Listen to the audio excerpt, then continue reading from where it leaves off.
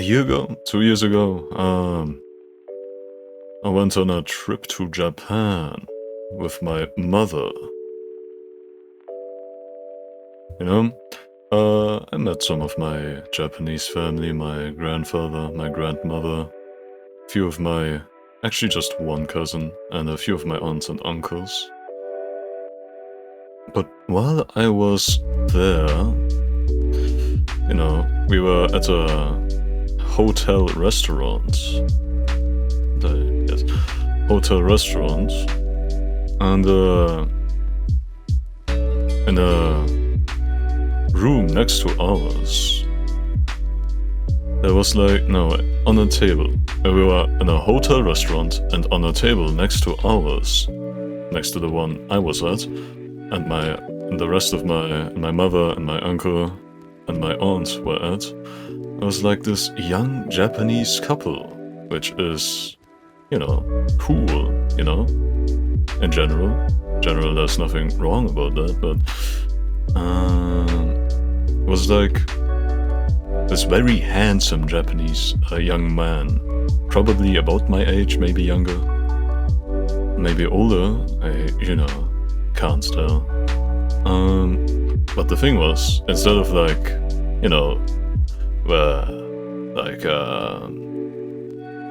instead of it being normal, not normal, instead of it being how it usually is with the man fawning over the woman and trying to give her gifts and making it a great night for her, it was the woman was fawning over the guy. The girl was fawning over the guy. And it reminded me of that one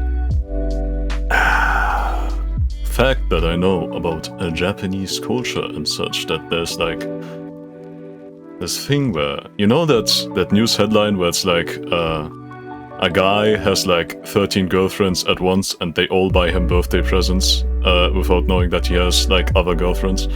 That's what it reminded me of, I was this handsome young man and this young woman, and the woman was the one who paid for the restaurant, and the woman, it's a good hotel that we were at.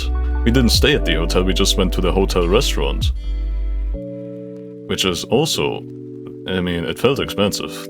My uncle paid for it, which is nice of him, but presumably it cost money. I forgot how much it cost, but it is looked luxurious, I want to say. But yeah, it's kind of weird. You know what I'm saying? It's just the even the other way around it would have been weird, but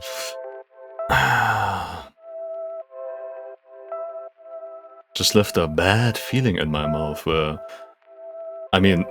there was no concrete evidence that the guy was manipulating the girl, but it sure felt like it.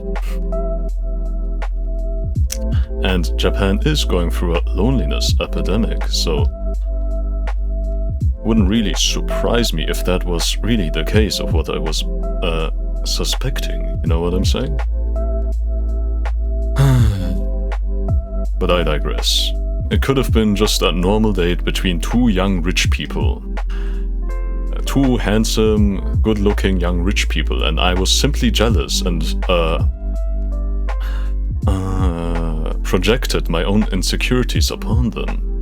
But no, I really did feel like there was something wrong with that relationship.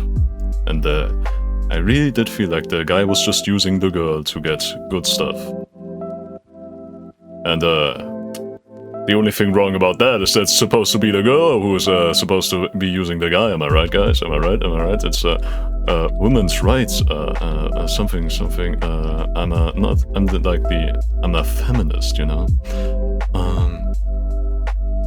I was walking down the street, as I usually do in my neighborhood, when I came across this weird garage sale, And in that garage sale, I found this weird lion statue And now I looked at the lion, and the name tag said Alex the Lion. And I said to the lion, Alex the Lion, what are you doing in my garage sale?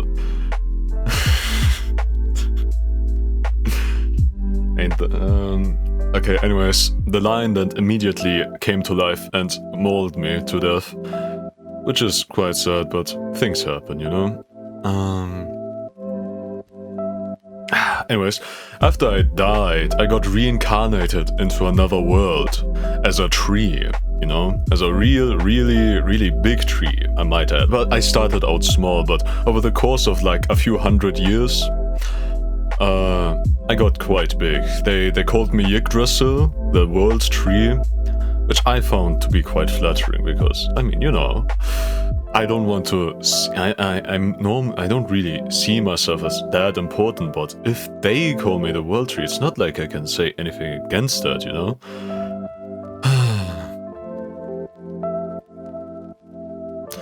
But yeah, anyways, I became the world's tree. I somehow got a harem of normal humanoid ladies. Like one was an elf, one was like a beast girl, and one was just a normal human. But that's not really that important. What is important is that I killed the Demon King using my ability to create wormholes. Yeah, I know. It's a bit cliche that the world's tree can create wormholes, but I mean, you know.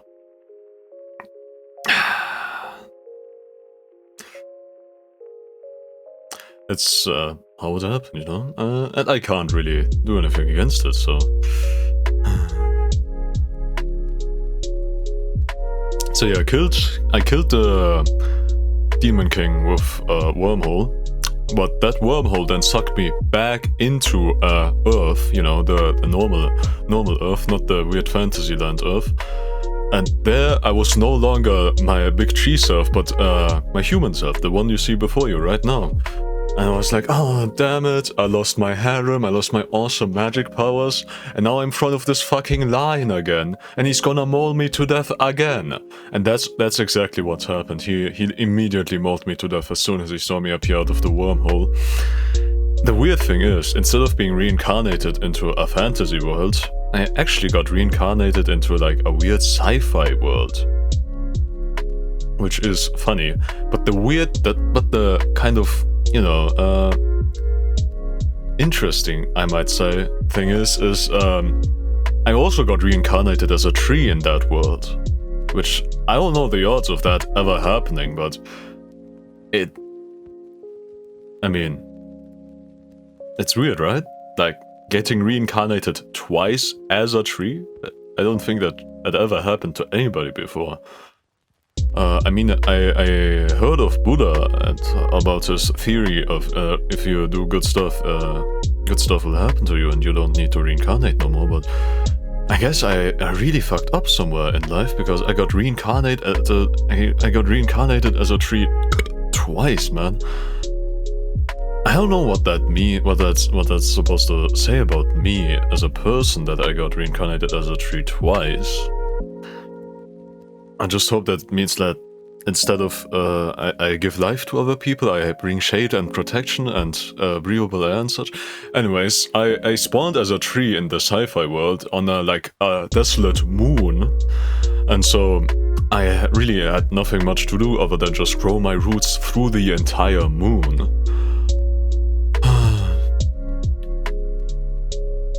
Yeah. Anyways, as soon as I grew my roots through the entire moon, I noticed at the center of the moon was like this big piece of cheese. You know, like a big piece of cheese. I absorbed that, and then I gained the ability.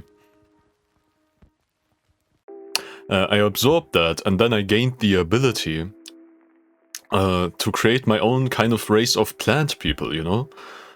I know it sounds weird, but yeah, I called them dryads because, you know, that's what you call them. A weird race of plant people, you call them dryads. It's just you know, tradition at this point. Tradition. And I'm not one to shy away from tradition. I mean, as long as tradition is all well and good, as long as it's, you know, not really, as long as it's humane, you know? Like, there are a lot of traditions all over the planet where they're really fucked up. Really quite fucked up.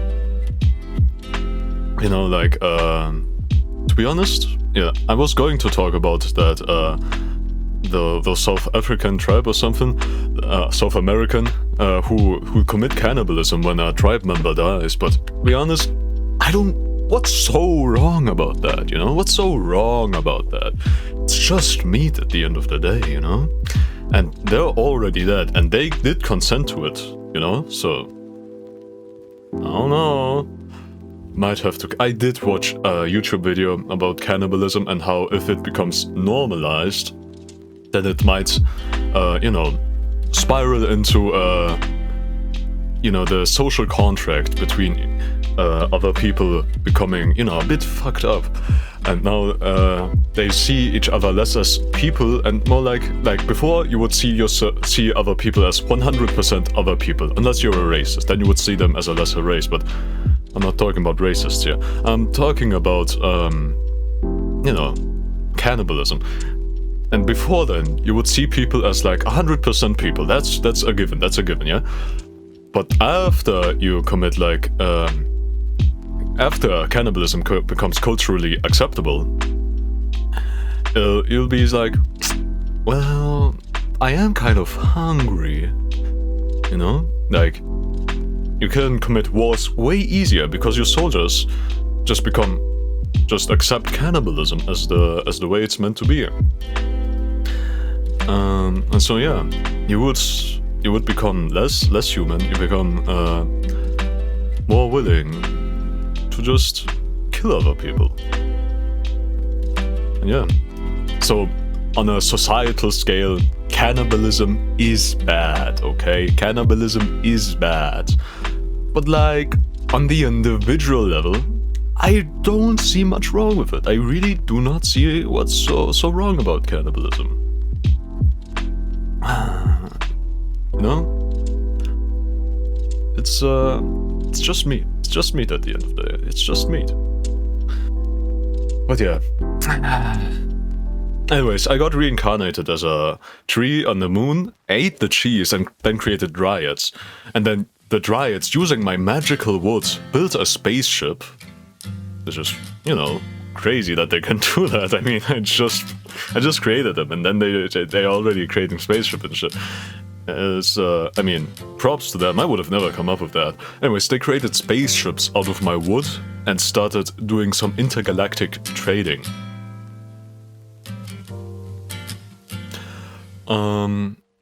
Which, nothing wrong with that. Nothing wrong with that. Nothing wrong with that. Intergalactic trading is good. I love myself. I see the good parts of capitalism much more than I see the bad parts.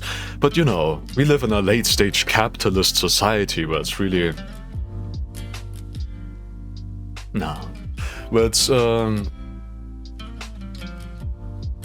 we live in a capitalistic society which has gone on for way too long with way too little oversight, you know.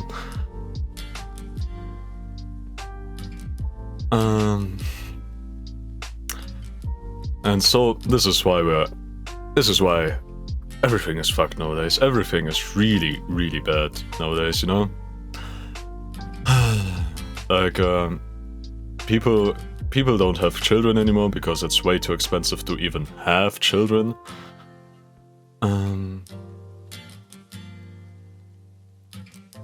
Goddamn. Nobody can buy houses anymore. Everything is basically... Oh, right, that's fun. I never read them. Yeah. Because of late-stage capitalism, the world is just kind of fucked. And I'm not saying that capitalism... Oh, yeah, I died. Anyways, that's the end. Okay, I already tried this quiz without any sort of help. And I only got like 30%, which is pathetic. So instead, I will just have Whitey songs playing for me, but I will only be using my peripheral vision to click next song, so that I don't accidentally see the title, you know? And that's about as much help as I'm giving myself here, because otherwise it would just be a slog. Okay. No, while the guy down there is doing his thing, I thought, well, why not have a little bit of, which one is this? No. Hey, yeah. Here, you have some entertainment, some real entertainment to keep you occupied while you watch this video. And while you're watching that right there, and also watching that guy down there complete this thing here, I thought that maybe I could tell my own little story, you know? What does he say? Okay, no, doesn't matter. Anyways, I'll just make it up as I go along. Anyways, I was sitting in the bus, you know, driving the bus because, you know, in this made-up story, I'm a bus driver. And then I come across this guy on the road, you know, he's just standing right there, and then as I drive closer, I realize, my god, that isn't a guy, that's Freddy Fazbear. I'm like, oh my god, it's Freddy Fazbear. He's like a murderer of children, you know? And so I gotta drive him over. But then I also think about the fact that, wait, isn't Freddy Fazbear like just a child's soul in a robot body? So if I were to do that, wouldn't I be like driving over a child? So while I'm grappling with this dilemma, some purple guy comes like from behind me and just slams down on the pedal, you know, against my will. And so I drive over Freddy Fazbear. Thank God it was only a rotting child corpse in there and not like an actual child in there. So, you know, I didn't kill the kid, it was already long dead.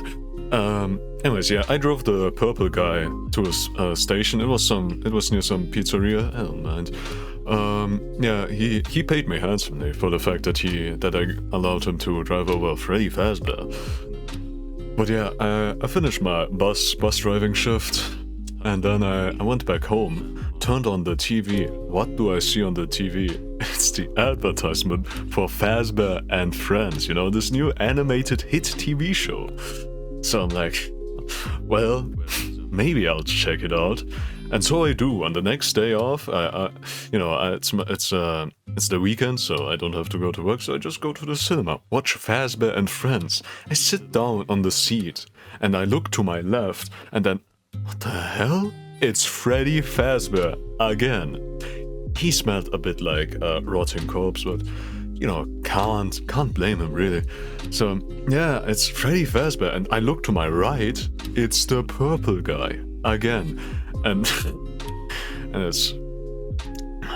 Anyways, they didn't really do much though. As the movie started on the big screen, and then like I look to my right, the purple guy has like the popcorn bucket like positioned at his crotch, and I'm like, oh my god, and he's like, hey, you want to reach into my popcorn bucket? I'm getting sexually harassed by the purple guy from Five Nights at Freddy's. I'm like, no. And then I report him to the police. Turns out he murdered like a lot of children, so they lock him up immediately.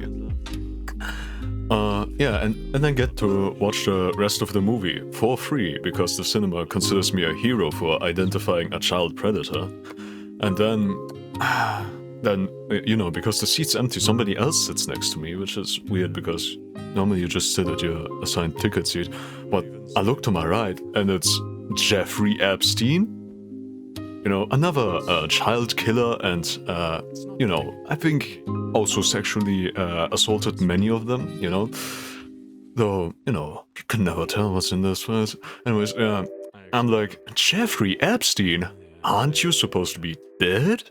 And he's like, no. That's what everybody thinks, but actually, I'm in Miami right now. I just popped over here to watch this new awesome animated series called Fazbear and Friends, and look to my left, Freddy Fazbear is not having it at all, you know. He really hates this Jeffrey Epstein guy, which is understandable. I don't like him either. And so Freddy Fazbear immediately gets up from his seat and walks over to Jeffrey Epstein and mauls him to death. This is all during the big moment of the movie where like the big plot twist happens. I won't spoil it because, you know, maybe you viewer at home will want to watch it later. Anyways, Freddy Fazbear mauls Jeffrey Epstein, opens the face, and reveals there's like a Fazbear plushie in there, you know, like, and also a rotting child corpse, but also like a Fazbear plushie, and then Freddy Fazbear gives me the Fazbear plushie. And then I don't have it. Actually, it's a whole entire story about what happened to the Fazbear plushie. I guess I can talk about it. Anyways, I was walking back home with my Fazbear plushie that I got from Freddy Fazbear, and I'm like, wow, this sure is neat. I bet. I mean, this is cool. This is cool. You know, I got a whole story to go along with it. If people ask me, hey, what's that Fazbear plushie you got there? I can just be like, this whole thing. Turns out I'm actually, you know, friends with Freddy Fazbear, you know what I'm saying? And I'm really appreciating it, you know? And then I walk over the street, I get hit by a bus. It's like the bus I was driving yesterday. Like, oh man, oh my leg, oh it hurts so bad. Then I look, and oh my god, my Freddy Fazbear plushie, it's in the puddle, it's in a puddle of mud water, and it's slowly going into like a drain, and I try to rush over it. I'm crawling on my hands because I think my feet were broken, and like I get to the sewer entrance, you know, at the sewer entrance. I look down and it's like the clown from It, you know, that guy, and he's like, you want your Freddy Fazbear plushie? I'm like, no, I'm out, no. Anyways, I called the police on that guy too, because turns out also a child predator, so the police arrest that guy too. Then I have to go down into the sewer line to get back my Fazbear plushie, my Freddy Fazbear plushie that got dropped down there. And it's like really dark and it stinks so bad. You wouldn't believe how badly it stinks. Anyways, I get down there. I'm searching with my flashlight for my Freddy Fazbear plushie. I'm in like a wheelchair, so I don't know. It's like one of those electricized, motorized wheelchairs that can just drive on their own. Thank God, because, you know, I could have called Freddy Fazbear to help me find the plushie, but I didn't want to tell him that I already lost it.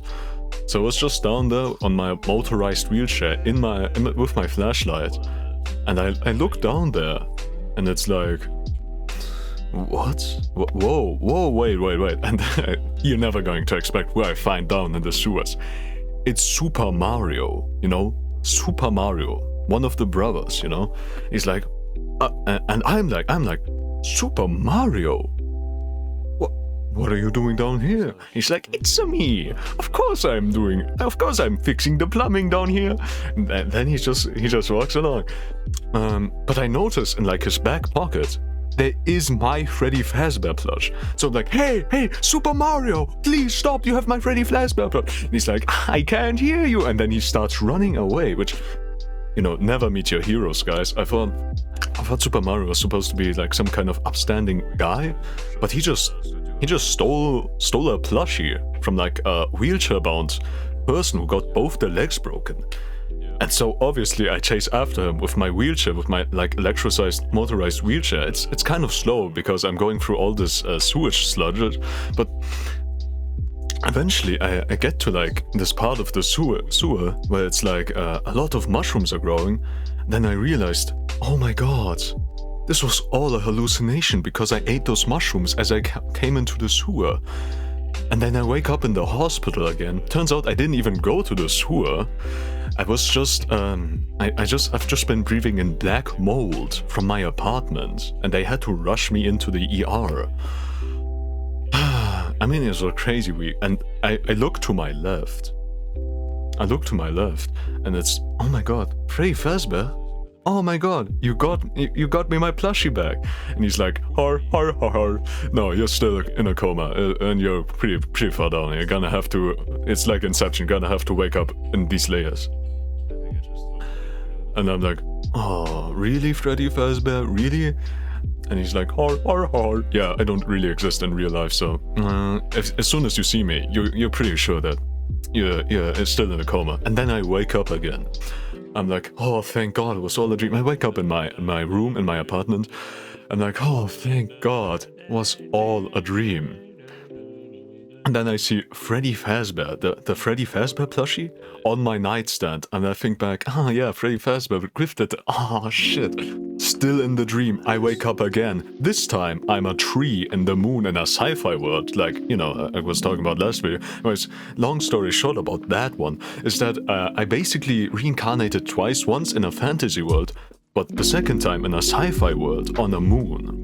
And so I created a plant people dryads, I called them. I know it's quite cliche, but I called them dryads. Anyways, using my cheese dryads, they managed to use my wood that I grew to build spaceships, which, it's quite I was quite proud of them, And so I used my World Tree wormhole powers to send them off across the galaxy so they could conduct intergalactic trade, And then, there was this one planet whose president was actually Freddy Fazbear, and he came over as this big diplomatic gesture, and in one of my spaceships that they grew out of my wood. To show them that they really trusted me, as a new player in this whole intergalactic playing field. Anyways, Freddy Fazbear, the intergalactic ambassador, came to me and to show their appreciation, to show the friendliness. I'm like, Freddy Fazbear, what are you doing on my moon? And then it hit me, I'm still in a coma. And so I wake up again. This time I'm still in the garage sale from last video. But instead of the lion coming alive, it was actually always just a statue this whole time. It wasn't even called Alex the lion, it was Bob. Bob Tholomew, yeah. Anyways, and I said, Bob Tholomew, the lion, what are you doing in my garage sale? And this time he didn't come alive. And then I asked the garage sale owner, who was like, and I'm like, hey, do you have anything interesting around here? What's something that a man like me with my amount of money might be able to buy here?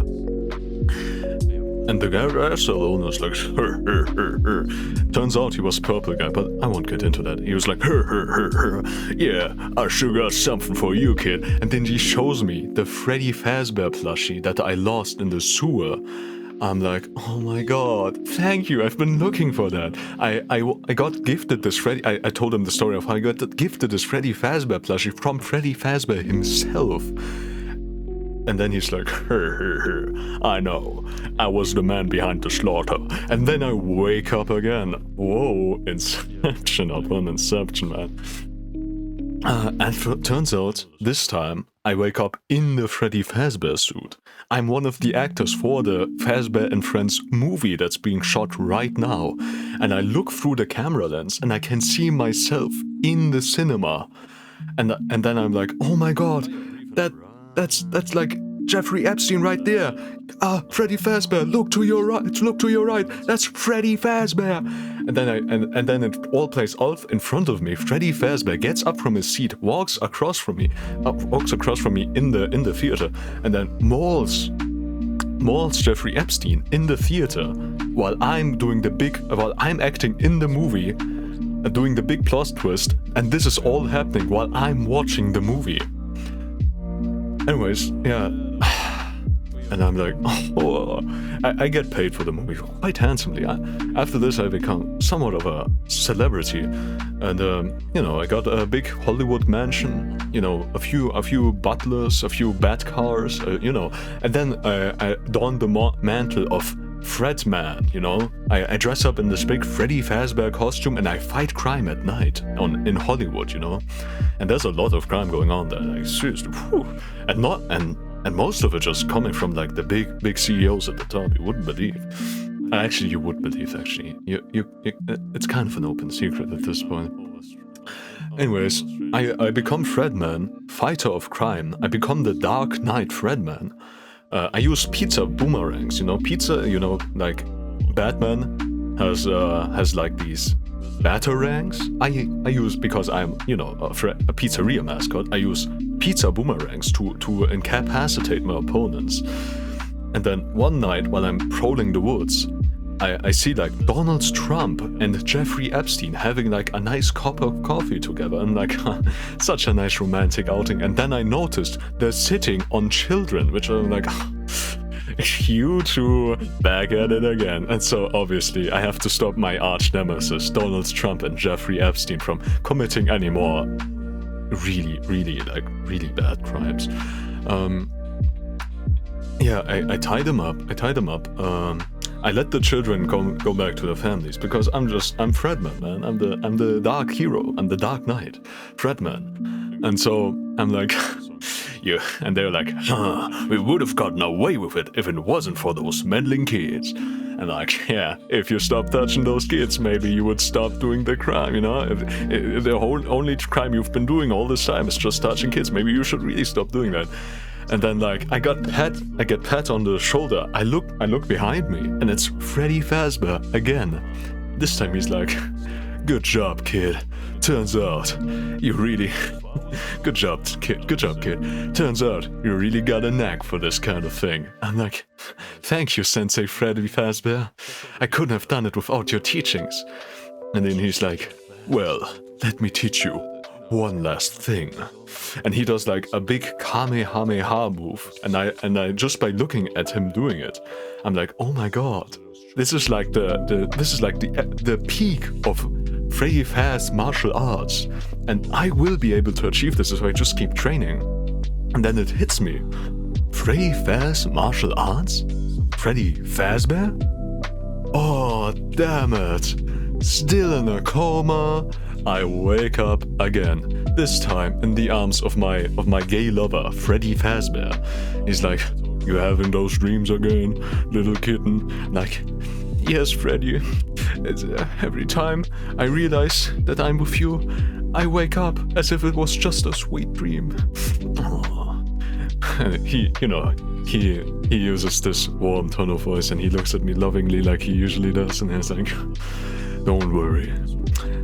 This, even though life seems so good, seems too good to be true, this isn't just a dream. It's really happening." And then I go in for the kiss. But as soon as my lips are about to touch Freddy Fazbear, I wake up. This time, this is just, I wake up, I wish Freddy Fazbear was real. And then I go into the internet. I think like, what about that Whitey quiz that I once did a few months ago? Where you had to listen to a Whitey song and had to pick one of 3 Whitey songs that the song you're listening to corresponds to. Like I search Whitey song quiz, and it's like, oh my god, they created a new Whitey song quiz. I gotta record this for my video. This is gonna be my next daily upload. I'm gonna be a daily uploading YouTuber. I'm just gonna keep uploading these videos. Anyways, I go to my computer to create to start the video. Turns out my mouse was empty all along, and I had to open it up, take out the battery, go back to the battery recharger that I have, and it took quite a really long time, like way longer than it really should have any right to. I was like, oh, and every time my ADHD brain was like, anyways, I really want to play a game right now while I wait for my batteries to charge. I go to my computer, damn it, right. My mouse is the one thing being charged. I can't play any video games. Truly. Anyways, what was I saying? Something about trains, yeah. Do I even have anything fun to say about trains? I mean, sometimes often dream about trains and train stations. Yes! I had a dream where, like, the entire world was being consumed by nothingness. And, there was, like, this data, this, like, big server which had all the data of the world still left on it, and as long as it existed, the space around it still continued to exist. But, was slowly losing the data due to entropy and such. And yeah, there were other big data, like it's not a big data center, it's more like just one server that had all the data in the world. And as long as it remembered the world would remain in existence. But anyways, there were other servers like that before. But they all already ceased into nothingness due to entropy, and I had like the last server in existence. And even that one was also slowly dying. But the thing about it is that my cool data server was on a cool train, you know? It was on a train. And yeah, I could use that train to, you know, drive around the train tracks, which came into existence around the train itself.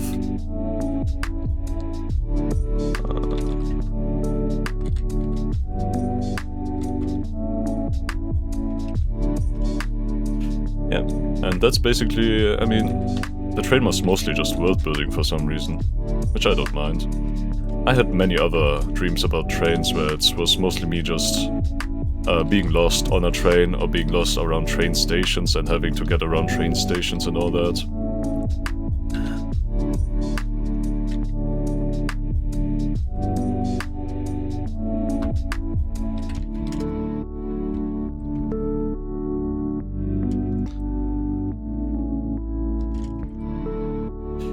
Yeah, well,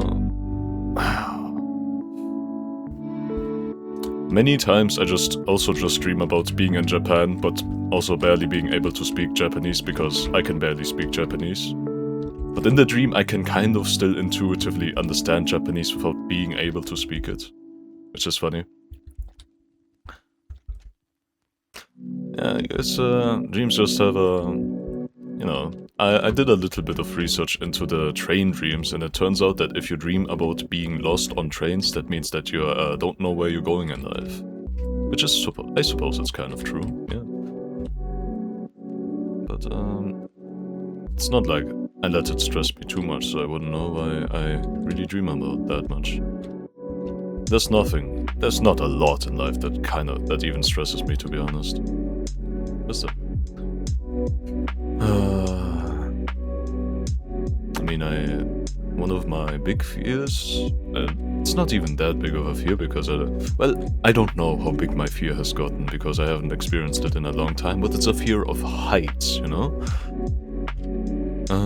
But when I was younger, I also had a fear of darkness, but I got over that by just exposing myself more to the dark, so maybe if I just expose myself to more high places, I wouldn't fear the dark anymore, you know?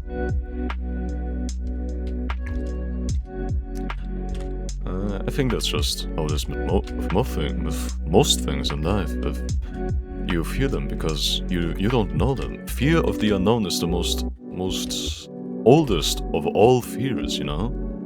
And the more you know something, the less you can fear it. That's just how it works. All the letters at the same time. That's easy cheesy.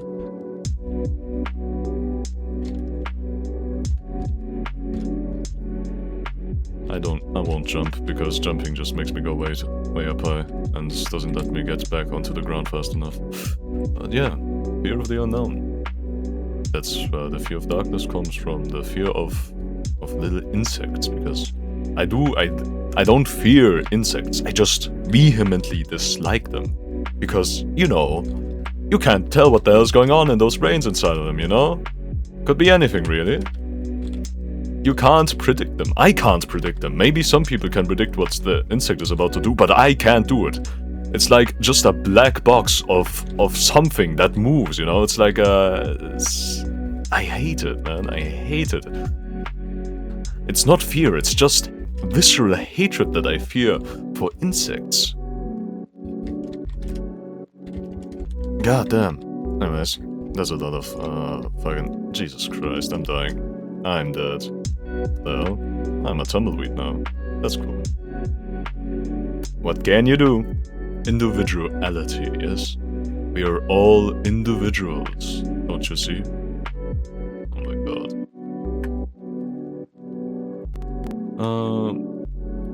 Some people find their identity, their sense of identity, through what they do and what they, you know, some people just consider themselves as a part of something, and that is all they will ever consider themselves as. I find that quite sad. You know? You're more than just your love for video games, or you going to the gym, or you watching anime. You are your own individual. You shouldn't let yourself be merely defined by your sexual orientation, political ideology, or philosophy in general. You are so much more than that. That's what I think anyways. Now, how do I do a bomb? Okay, that's how I do a bomb. Very nice. Yes. It's just what I wanted to say. I don't know. It's not really that important. I just feel like there are a lot of people out there, you know, like clavicular, who let themselves be defined by something as banal as their appearance. It's truly disheartening to see a young man go through such a thing. I do have a key. I can go through the store now. I don't have any money. Anyways.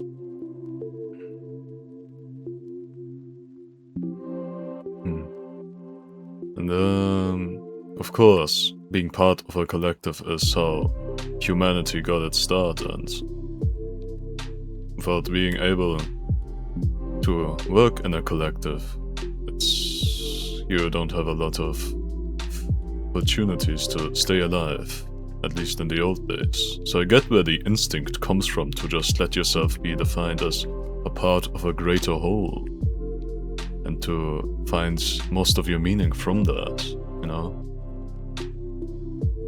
But I feel like that's a waste of the opportunity that you've been given in life.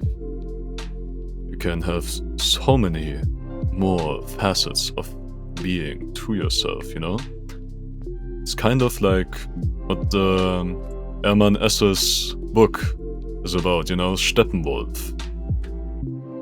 The main character lets himself, oh my Jesus, sees himself as a mere, you know, dualist being. And like Buddha, and like the Buddhist faith says, you have to get rid of that false duality within yourself, you know? You have to realize that there is no instinct and no superego, no ego and no it. It's just you. It's like a spectrum of light, and you exist in all of yourself. Even the parts that you don't like about yourself are still parts of yourself. I died. Always say. How strange it is to say anything at all. How weird, strange it is to be anything at all. What's nice? Lemons. Isn't that great? Well, almost felt something there. Almost got an inkling of an emotion in myself. But like all things, it must fade away. As the beauty of life, you know? Everything fades away. Nothing is permanent. The good and the bad. Clovers? Clovers. Clovers. I'm going for clovers. Alright. Yeah. Oh, what do you do? Plus 3 free stars. Huh. You spend double the value for symbols until the end of the round. Huh. Anyways, yes, everything is ephemeral. Existence is a flash of light in the darkness of the universe, and it'll be snuffed all the same. So you might as well enjoy yourself, because the alternative isn't much better. Tickets, baby, tickets. 3 visas. Don't matter too much to me. I mean, Let's see how much I can get, and if it's not good enough, I'll have to hope I find an item that makes it good enough. I mean, isn't that just the perfect allegory for life? You know that you're kind of on the path of getting screwed, but you also know that somewhere along that path might be a way to get yourself off the path. And even if you don't know, you will always find something on the path, no matter how good or bad. What I'm trying to say is the universe is one big joke, and if you're the punchline, you might as well make it count. Guys, have you all ever thought about romance, huh? I certainly do. I mean, it is great, you know? It's, you know, I myself am not really that lucky when it comes to romance, because I am socially awkward, and I'm socially awkward partly due to the fact that I'm autistic, and it doesn't also help in the dating apartment that I am autistic, so that is also double off-putting. And yeah, I mean, any relationship I ever had with a woman, I don't know, they just didn't go well, it seems. It's how some women just can't see the nice guy in front of them for the perfect. I'll stop. But no, love is great. Love is such a nice feeling, you know. If you have it and then you lose it, it makes it all feel worthless. But if you have it, it makes everything feel much better. You know, human body was created to feel love, you know? That's how we get spurred on to, you know, spread our genes, you know? The human bodies, you know, evolution made us into these machines that turn calories into death and love into meaning.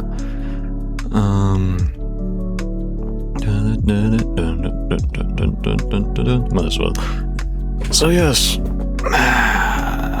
from a biological standpoint, the meaning of life is love. And from a philosophical standpoint, there are many people who try to turn the meaning of life into love. You know, even though it's really just chemicals in the brain that make you feel good.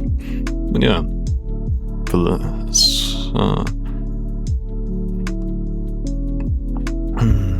women, am I right, fellas? Dun, dun, dun, dun, dun. Yep.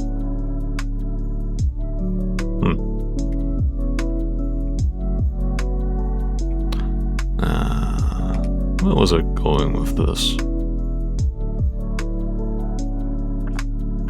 I certainly can't remember.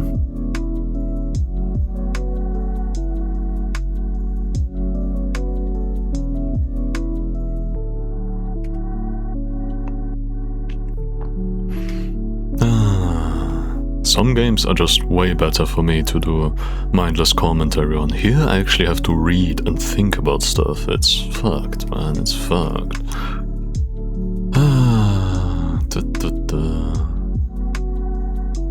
Let's talk about soft drinks, you know? Soft drinks are, you know, they're devilish, I might say. They're really, really evil.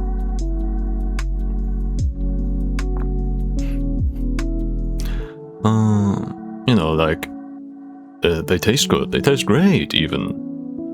And they have a lot of calories, but because it's a drink, and it's like, it has the same consistency as water, you don't really realize that it's evil, you know? You don't really realize that's gonna make you fat, you know? And, It's malicious, really. You know, with alcohol, you can at least feel the effects on your body. With soft drinks, you're just like, oh man, this is really, really tasty. And I'm not eating anything, meaning that I can just, you know, drink this forever without having to feel any good. Well, that's at least your first instinct when you drink it. And then the thing with diet sodas is that they give you cancer for some reason, you know? The normal sodas, they give you diabetes. The diet sodas give you cancer, and it's fucked up, you know? It's really... That's why I only drink sodas, soft drinks, sweet drinks when I'm with friends, when there's something to when there's an occasion to celebrate, you know? When I'm hanging with friends, when we are all having a good time, you know? Because drinking soft drinks or sweet drinks just like that, without any reason, just sitting alone in your room drinking soft drinks, that's to me, that's the same as just sitting alone in your room drinking alcohol. Well, it's not completely the same. One is a sign of depression, the other one is just a sign of you can't control yourself, but still. Alright. Let's do this, yeah? Reaper is your classical little friend slop game about extracting the valuable items that you find on the map. It's got a few horror elements, mainly the monsters and the darkness. But if you play for long enough, you get used to it and it doesn't become that scary anymore, you know? It's like I always say, it's fear of the unknown, and as soon as you know it, you fear it less, you know?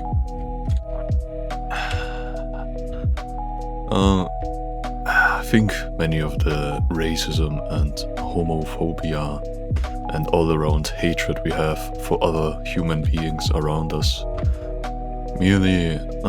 doesn't merely, but a large chunk of it stems from the fact that we simply just don't know enough about each other. I really believe that if we just understood each other more, that there would be less hatred in the world, and we would be able to, I don't know, maybe not have any wars that often anymore. You know, stop having genocides all the time, and all that stuff. I mean, of course I'm lying. I don't want any of the genocides to ever stop. I love war, and... oh, it's the duck. Oh, fucking god. Anyways, the funny thing about the duck is that you can never touch it, and if you do touch it, it turns into a gigantic fuck-ass monster. And there's an item up there that it just can't reach. Oh wait. Not you, duck. Not you, little duck. Alright. I can kill it later with the extraction point, or if I find a hole, I can just chuck it into the hole. But to be honest, in the early nights you will not find many map hazards, you'll mostly just... my god. Can I... oh, god damn it. Just... yeah. The Museum of Modern Art is the most platform-heavy of all the maps, but it's also one of my favorites.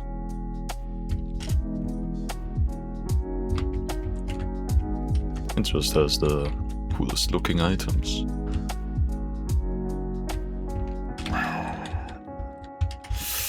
Alright. Oh boy. And that's the... oh no. Now, Vampire Survivors is the progenitor of the For Survivors-like genre. It takes heavy visual inspiration from Castlevania and such, but instead of it being a Metroidvania, it is a Survivors-like. It is, I mean, like Rotator. It's just kind of just an game where you don't really have to think too much. You can just let the numbers get higher. It's quite you know, relaxing. It's a game, yes, in the sense that there's progression and there is level ups and such, but it's not really that much skill other than just don't get hit. The character I'm using currently starts with garlic, which is quite good. To be honest, my favorite. Because garlic, man. Damn.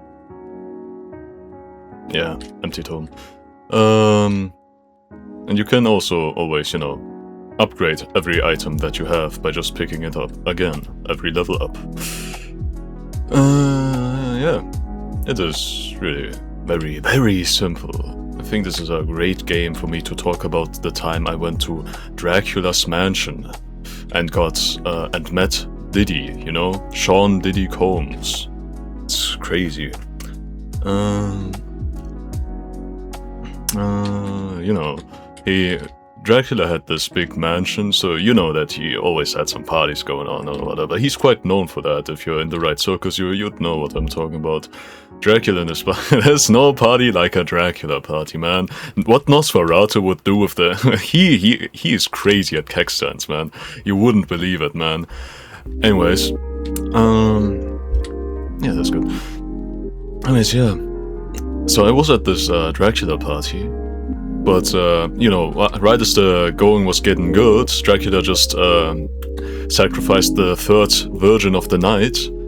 Belmont just comes charging into the castle. Everybody's like, not this guy again. You know, he does this every week. It almost feels like, you know. I mean, you wouldn't know because you're not invited to the parties, but it's kind of like a regular occurrence. That Belmont somehow always comes in every week. You just hope that he doesn't come in at the day where you're at the party, because, you know, you just know that he's gonna do a whole thing about humanity and the evil darkness of vampires and such, even though you're just trying to have a good night. Anyways, Belmont comes in, whipping his whip around, which is, you know, questionable, right? It's a weird weapon choice, I have to say. You know, if you're a hero, it's kind of, you know, expected of you to use a sword and, you know, be courageous and righteous, you know. But no, well, Belmont comes in charging with his whip, whips it around, you know, whips Dracula a little bit, you know. I'm not supposed to say this, but Dracula kind of enjoys it a little bit. He don't let Dracula hear this, but, you know, it's kind of, you know, we can tell, you know, as people at the party, we always could tell that Dracula had a little thing going for Belmont, you know. But anyways, Belmont comes in charging with his whip, says, "Begone, dark fiends of the night, for I shall banish you from this realm," which is, you know, classic Belmont, you know. He says that almost every week. Some variation of that, he says. Anyways, everybody's getting pretty bummed out because, oh man, just the third virgin of the night was being, you know, sacrificed and it was gonna be real awesome, but no, Belmont comes in charging in, so already, like, us demonic beings were already, you know, packing up our stuff, getting ready to evade the garlic that he's gonna throw at us, you know. Then Simon comes in, you know, Belmont's friend, and he's like, "Come on, Belmont, do you really have to do this every week? You know, they're just trying to have a good time." So, you know, he mellows out a little bit because, you know, his friend is telling him to just chill a little, which, you know, he really should. But yeah, things cool down after that. It's the first time that Belmont actually joined the party after that. You know, we had to promise that we wouldn't, you know, suck any blood tonight or something like that. It's ridiculous. Of course, we were doing it in the background while he wasn't looking, you know. And there's a pretty huge basement that Belmont doesn't know about, and we got a lot of life sacrifices going on over there. You wouldn't believe it, man. That one time I saw Donald Trump doing sucking the blood out of Jeffrey Epstein, which is crazy, you know. You know, normally they just suck the blood out of children, but this time I guess they're just, you know, I mean, I told them that I wouldn't tell anybody, but seriously, you know, you see that stuff going on and you don't tell anybody, what's wrong with you? Of course you tell somebody, and I'm telling you guys. Anyways, yeah, The party was going pretty alright, but, you know, then somehow, you know, you start smelling that smell of wet dog. You're like, oh, is this just like one of those smuts from the local villages? Or is it? And then the werewolf howl came in, and we all like, oh, goddamn, it's fucking werewolves again, you know? I don't really have that much against werewolves, but, you know, it's a bit of a... it's, you know, they're just a bit dirty, you know? They're just dirty kind of race. You know, not like vampires, not like pure normal vampires, you know? You just don't want... I mean, don't get me wrong, it's nothing against them personally, it's just the way they are, you know? They're just a bit stinky, dirty, you know?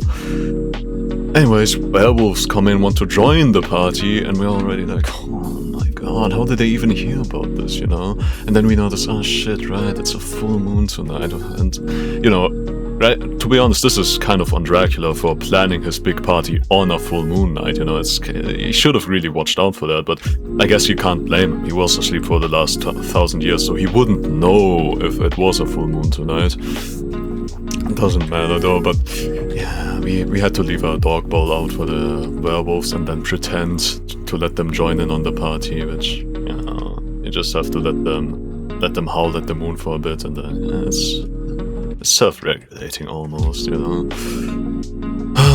But yeah, but the party was coming to an end at the, you know, Belmont was already leaving after saying how he's sick of our dark ways and that we should feel ashamed and such, but, you know, it's just classic Belmont. At this point, we didn't really pay much attention to that.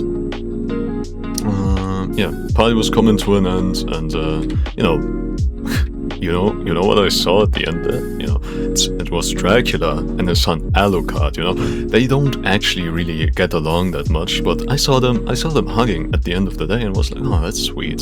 Alucard and Dracula, you know? Son and a father, you know? It almost made my cold dead heart beat for a little bit, well, you know? But yeah, that was just a sweet little moment I saw at the end there, you know, of a pretty crazy night. Anyways, as I was driving away on my horse carriages, you know, I mean, what kind of undead would I be if I didn't have my own horse carriage, to be honest, like, seriously. Oh, damn it.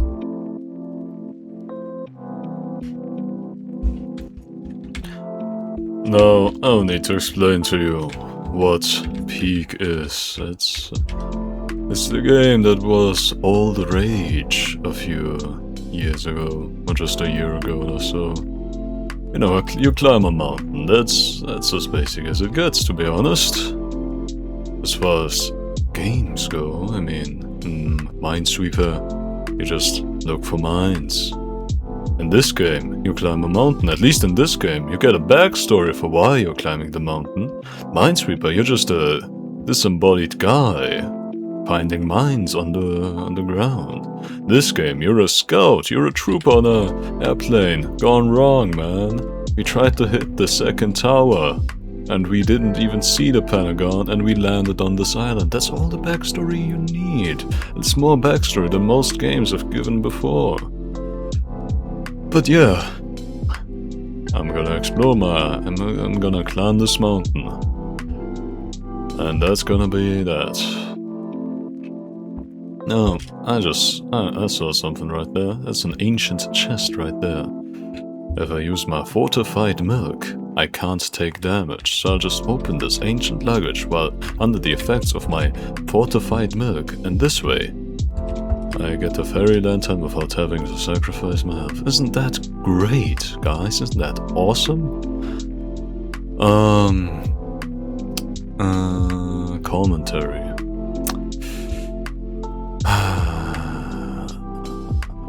You know, many moons ago, I think even last year, I was out and about.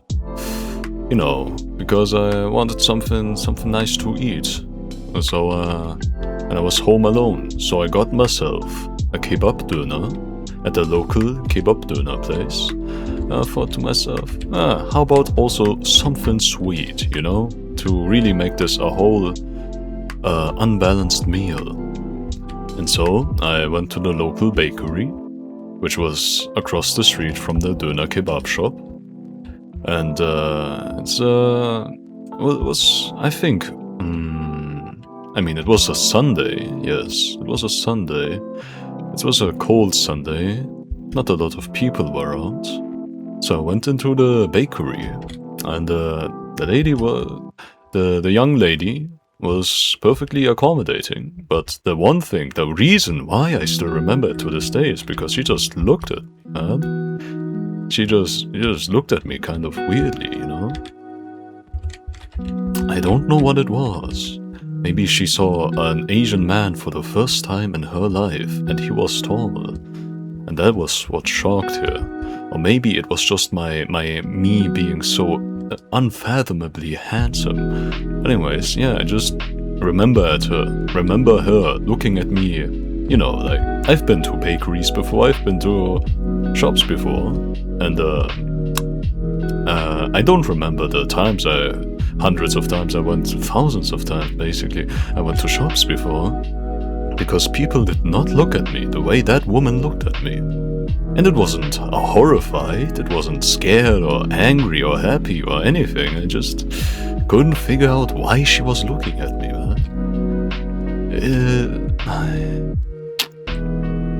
I don't even know why I remember it, I just remember it because I do, because it's the first time I remember a young woman looking at me. Actually, there were other times young women were looking at me. But I'm not self-centered enough to always assume that they've fallen in love at first sight, because, I mean, I know, I get it, I know what I look like, but you know, one at a time, please, one at a time, you know? Back when I was doing a metalworking workshop with my school, where we had to drill into metal to make it achieve the desired shape, a classmate of mine, also a young woman, we were both at the table where all the metal drilling machines were, and I was focusing on drilling my metal to the perfect specifications, but I noticed her looking at me, sneaking glances at me. But no, maybe she needed help with her metal working, or maybe she just thought that she wanted to talk with me a little bit, you know, do some small talk while we do this boring, because boring work. But yeah, that's the other time I remember of women looking at me. I don't know, man. I don't like being noticed in public, you know. I just find it weird. I just want you to, if you am a random guy on the street, I want you to forget me in the next 10 minutes, okay? That's my dream, okay? Of course, I have friends. I have many friends. And they all want a slice of the pie, but you know, I'm an introvert. I can't keep doing that. I can't just have all my day be taken up by all my other friends, man. Anyways, yeah, no. I don't know. I just don't want to be known. I want to be one with the crowd, you know? I want to be one with the masses. I don't want to be notable in any way, shape or form. That's my ideal life. Alright. I don't need this rope, I take it. I might as well place it then. You know. Of course, yes, this YouTube channel is mostly just a vanity project. But I also don't believe, I honestly don't even have any hope of this getting anywhere, man. I know this YouTube video will probably get like 20 views or less, and that'll be alright by me. And you know what the most fun part of making YouTube content is? It's the thumbnails, man. It's the fucking thumbnails. I love making thumbnails, man. Holy shit. If I could make thumbnails every day for a living, I would be happy, man. Of course, if I could make YouTube every day for a living, I would be happy, but damn, that would be way more stressful. You know, imagine people actually watching these videos. That's a nightmare, man.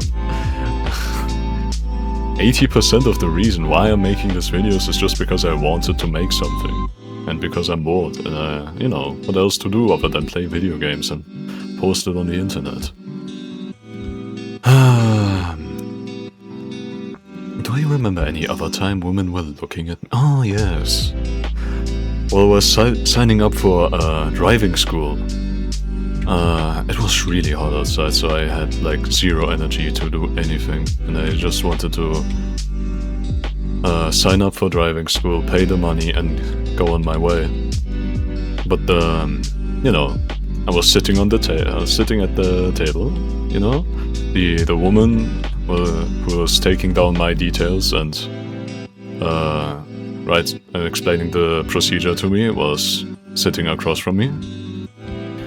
And I just remember I was just like, normal people do eye contact, so I'm also going to just do eye contact. And I could feel the seconds, man. That was the longest. Those were the longest minutes of my life, where I just had to force myself to stare into the eyes of her. And I think it's partly because of the heat wave that I just didn't have enough energy to care about, you know, thinking too deeply about what I was doing. Because if my autistic ass actually had the capability to use my brain in that moment, I would be like, why am I looking at her, man? She probably... No. This, like 80% of my brain was just turned off. I was so just focused on signing the documents and getting registered. So I just stared at that woman, man. I hope that 10 minutes after that she clocked out and didn't even remember my face when I when I came back a few weeks later for the first theoretical lessons, you know. That is honestly, I hope that's true. I hope she doesn't. I hope 10 seconds after I told her my name and she wrote it down, she already forgot it, man. That is honestly my greatest hope.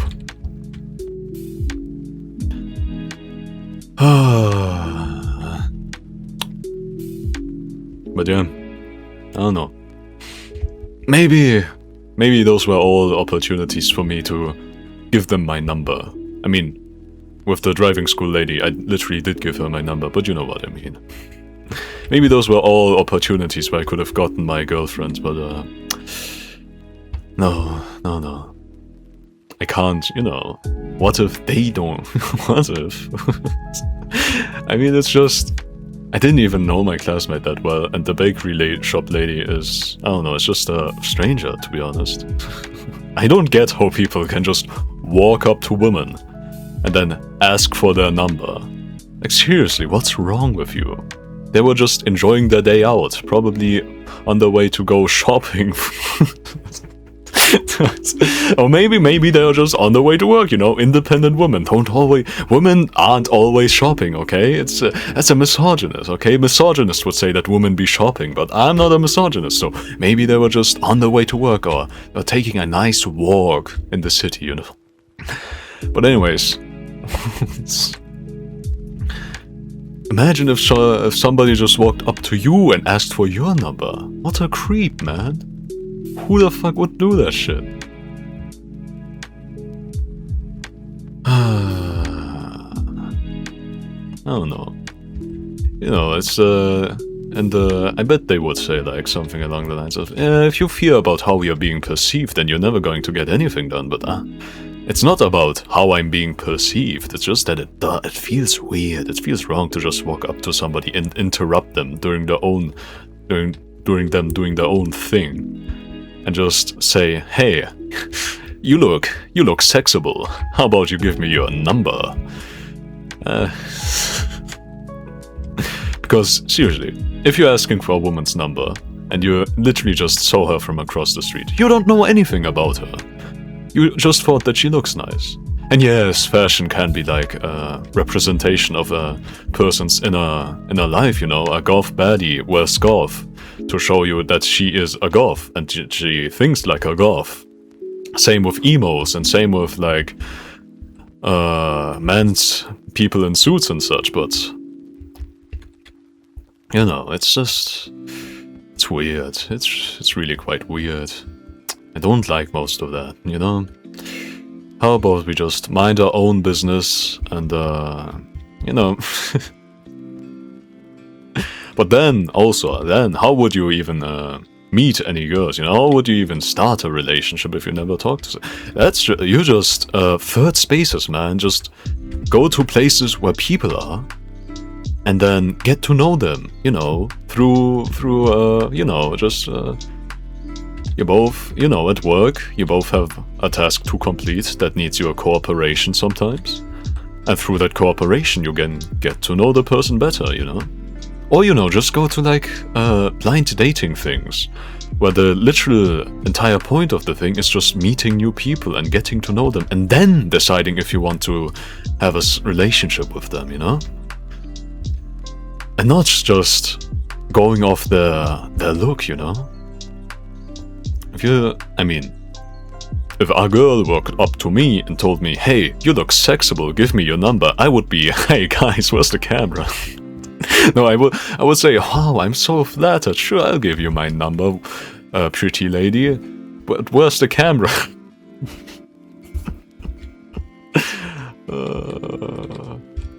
Because, you know, stuff like that doesn't happen to guys like me, you know? Nice guys always finish last.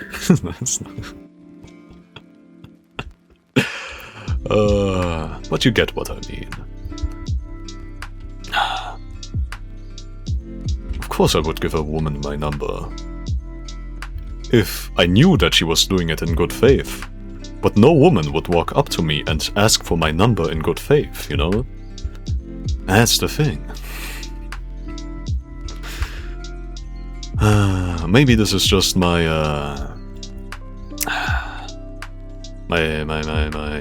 former fat life talking, you know? I used to be quite obese. Well, not obese, but quite fat, you know? I didn't really have that much of a belly, but you could tell I was quite chubby as a kid. And I was never popular as a kid, because, you know, I did weird stuff, like being autistic and having ADHD, and not knowing that I even had it, you know? So, I was never really that popular with kids. I mean, I had a childhood friend, and a second childhood friend too, but not so much that one. But yeah, I literally, the one childhood friend, my OG, my day one, literally met her in kindergarten, man. I don't know. and after that, it took like 13 years for me to get another friend. Well, no, 10 years for me to get another friend if I met her in kindergarten. You know, that's fucked up statistics, I tell you. And maybe that's where I have self-confidence. I know who I am, and I like myself for who I am. And I think I can judge myself pretty well. I just don't see myself as very attractive to the opposite sex, you know?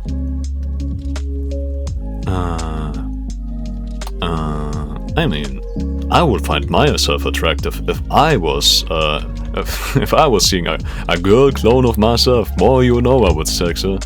I would sex her right up, I would. Okay. But no, I don't know. I guess that's my problem as an autistic, you know? I can't just take any risks and ask girls out, you know? I have to know that she potentially, that she is interested in me first before I ask her out. You know, before then I repress those dark, evil thoughts about wanting companionship and love in my life. Deep, I repress those thoughts deep down. Those are bad thoughts. You don't want to think those things, you know? Because hope just burns your heart at the end of the day. That's not what I really think, no. I think hope is beautiful, and I think everybody should at least have some hope. If not much more hope. But yeah, I also am full of hope. I also hope that one day, one girl will truly be romantically interested in having the sex with me. And boy, oh boy, well then I'll be happy that day. But until then, I'll just hope that it happens. I just hope a girl walks up to me and asks for my number. Then I can run away because I don't want to be on some kind of YouTube prank video. Why is this place glowing? What the fuck? Huh? Oh shit. Not good. Yellow. Oh no. This ain't good. Oh hey. Thank you, Rock. What do I even throw away here? I mean, I don't really need food on this expedition. Yeah. I mean, I guess that's why I get no bitches, man. I mean, I went to, like, high school. And, like, a quarter of the guys there already had girls. Or were at least talking about having girls and such.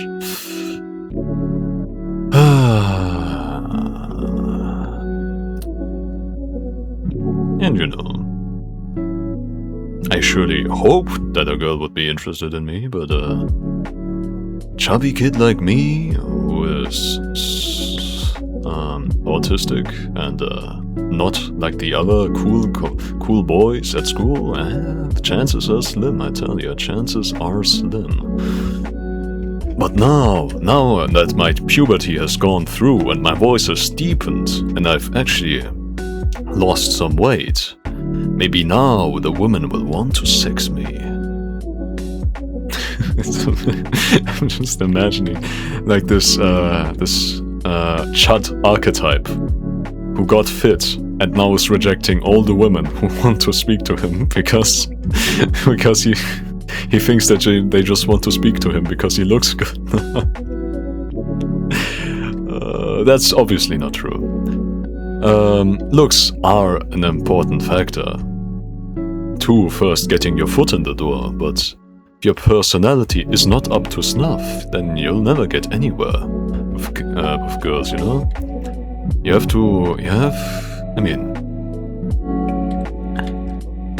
all the, you know, girls who fall in love with guys who look good only because they look good are not the type of girls you even want to attract. So you should also just work on your personality, improve your soul, man. This is why Clavicular it's the dark mirror. Clavicular is really just the dark mirror of modern Gen Z society, you know. He took the I don't know what pill he took, but wow, he sure thinks that he escaped the Matrix. No. He thinks that as long as he looks good, he should just focus on nothing else because looks are all that matters. I think that's just so sad. That is tragic, you know? A young man with, you know, great potential is throwing it all away just to fuel his own toxic mindset of looks maxing. And I find that sad. Truly, I don't even hate the guy for the shit he peddles towards young impressionable teens, though I probably should. No, I feel sad for that man. That man is a man who truly lost his way in life. And now thinks that his aimless wandering, his coping mechanism is the only true way to succeed. And that's really sad. Anyways, yeah, other than those 3 times no other woman has ever looked at me. That's a lie, I'm lying, obviously, I'm lying for comedic effect. Of course, when I went to the orthodontist, the woman had to look at my teeth. It's obvious.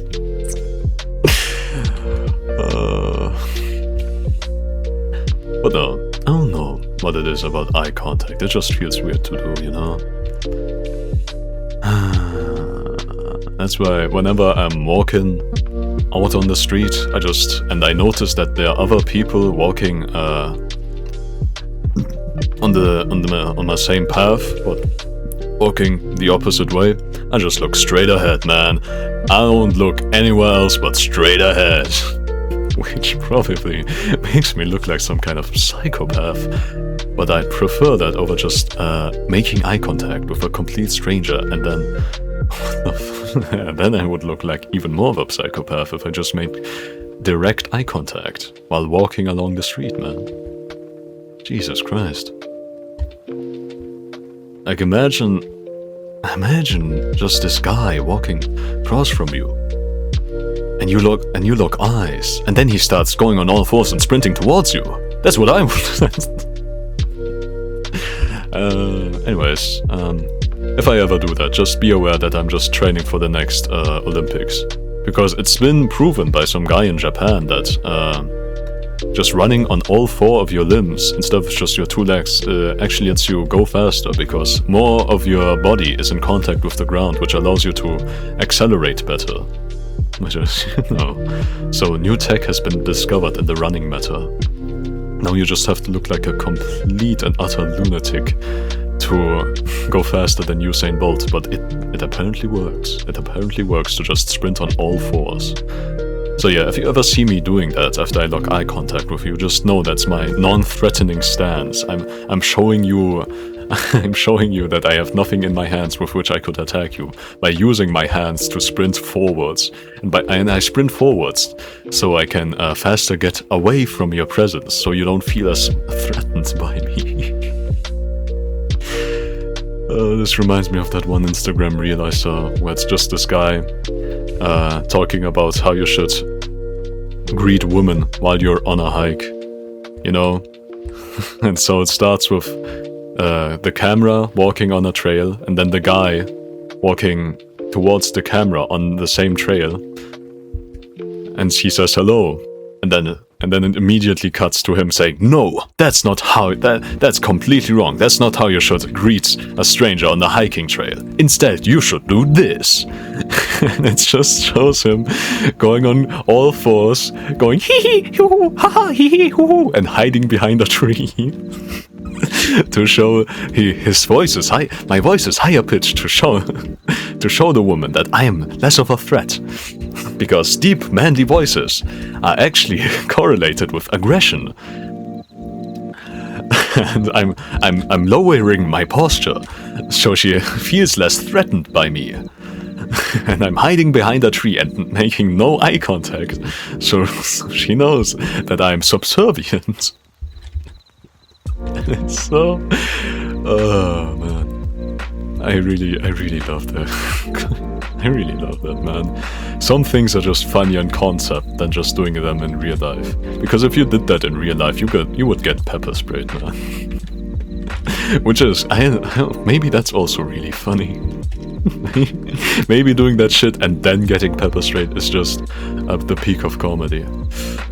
Viewer, if you're listening to this, you should do that right now. You should. The next time you're walking at a dark night and you see a woman on the same side of the street that you're on, you should get on all fours, start laughing in a high-pitched type of voice, and hide behind a street lamp. You know, just to know the woman, just to let the woman know that she's safe. You know. Because we truly live in a messed up society where, you know, crimes against women are more prevalent than crimes against men, because, you know, men are more likely to think themselves stronger than a woman, and more likely to exploit women, because that's the type of culture that's slowly been brewing in the undercurrents of society. So yeah. Messed up, but you gotta do it. You gotta get on all fours and laugh in a high pitch to let the woman know that you're one of the good guys, you know? That's the only way to do it. I don't make the rules. I just follow them, because I am autistic.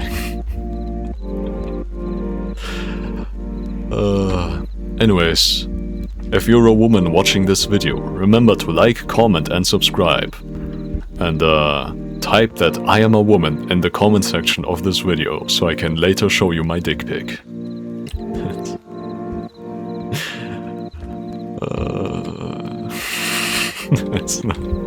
Don't do that. Do not tell anybody your gender, okay? Especially if you're a woman. This reminds me of that one guy commenting under a Pokimane tweet where it's just like, darn it, the first time that I'm early to a tweet and I can't think of anything funny to comment. Come on, brain, work, do something. Well, this is awkward. That's just the type of character that I'm trying to portray right now. I truly don't understand it, you know? From a young age, I was taught that everybody is basically the same. Some people just have different colors, and some people are just weaker and don't have a penis, which makes them worse. But we are all basically the same. And so it kind of shocked me when I first found out that there are still wars and racism in the world. Like, in kindergarten, I literally thought that we literally had no more wars because we learned from our past mistakes, and so we have no more wars anymore.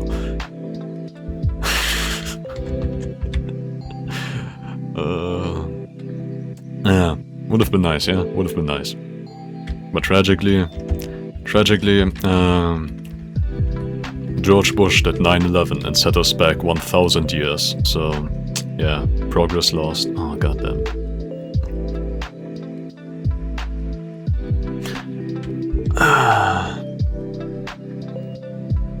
Can I make that? Yeah, I can make that. So yeah, if you're watching this, treat women and people different from you with respect. Just treat everybody with respect, actually. And I don't mean like how people with toxic mindsets treat respect, because when there are two types of respect that people think about, that two different people think about. One is actual respect, and the other one is just obedience. When your boss tells you to respect him, then he tells you to obey him, to just stop questioning what he says, and to just do it.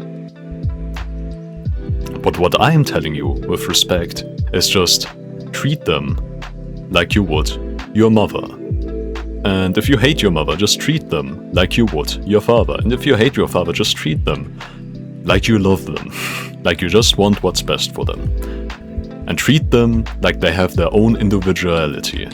They can make their own decisions. And that you have no right to control them. That's how you should treat other people, with love and respect. That's what I think, anyways. And if you ever see me, then you should treat me by staring directly into my eyes and asking for my number. Especially if you're a woman. If you're a man, you can just donate $20 to my PayPal account right now. And the reason for paying this money, just write, "I'm sorry for all the bad things I ever did against you." That explosion was way louder than any others. Anyways, just give me money, and I will use it to pay women back for all the damage that you've done to them. Because I'm the only true feminist. And that's pretty nice. I know what's best for women, so so all women should give their money to me so I can fix their life. Jeez.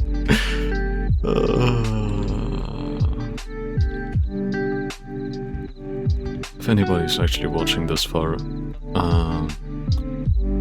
please know that you don't actually exist, because nobody watches my videos actually. So you're not real. And I'm the only real person here. You're just an NPC in my story, okay? And you should behave as such. Don't think that you're a real person. No. Nobody watches my video. So if you're actually watching my video, that means you're a nobody. Okay? Remember that shit.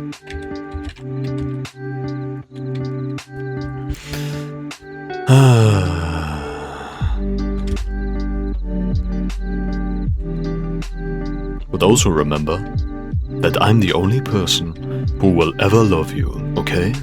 Remember that I'm the only person who, holy shit, who would ever love you. So, oh my god. So you should give me all your money. Should devote all your life to me, okay?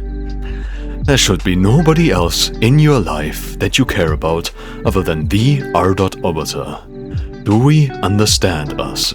Do we understand ourselves, okay? Never forget this. This is the only true thing in life. Everything else is fake. Only I exist. Remember this, and never forget it. Alright, I think we are almost done with the Mesa mountain. If we climb up this part, we should be able to reach the caldera and get to the last part of the peak. If you're watching this far, remember to like, comment and subscribe to stay notified, and ring the bell icon to stay notified for my next upload. And my plan is, after I reach 1,000 subscribers, I will start R.oboter Season 7. That's the plan. Currently we're in R.oboter Season 6. And as soon as I reach 1,000 subscribers, Season 7 will start. I've also been thinking about, you know, changing the way I name my videos, because, you know, right now it's all just white-knuckling it. Clover pitting it and such, but, you know, that really hampers my ability to replay the same game twice, because I can't have 2 videos called Clover pitting it, you know? So I really, I'm probably just, you know, name this video something like, talking about women while climbing the peak. That's how, that's the worst name I've ever come up with. I'll come up with a better video title, but yeah, I'm gonna change the way I title my videos.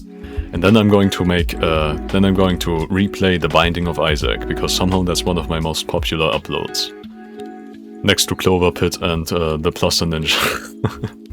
I find it really awesome that my Plus a Ninja video is somehow the most viewed video of all my daily uploads, you know? And that's only because the thumbnail, and the thumbnail is so good. The thumbnail is really good. People who clicked on it thought it was like the start of the next ARG or some shit. They did not expect me to just play Portal 2 with that fuck. That was really funny. I love clickbait, and that's why I love making thumbnails, man. Thumbnails are the most awesome clickbait, man. To be honest, if I had to rank my thumbnails, I would put my Vampire Surviving thumbnail top 3. Also in the top 3 is my YT Song Quiz thumbnail, because that's just awesome. That one's just really good. And number 1 spot, I don't know.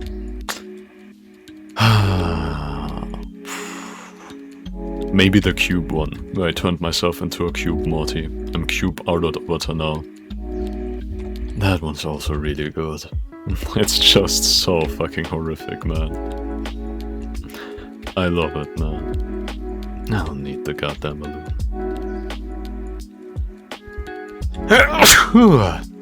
Bless me.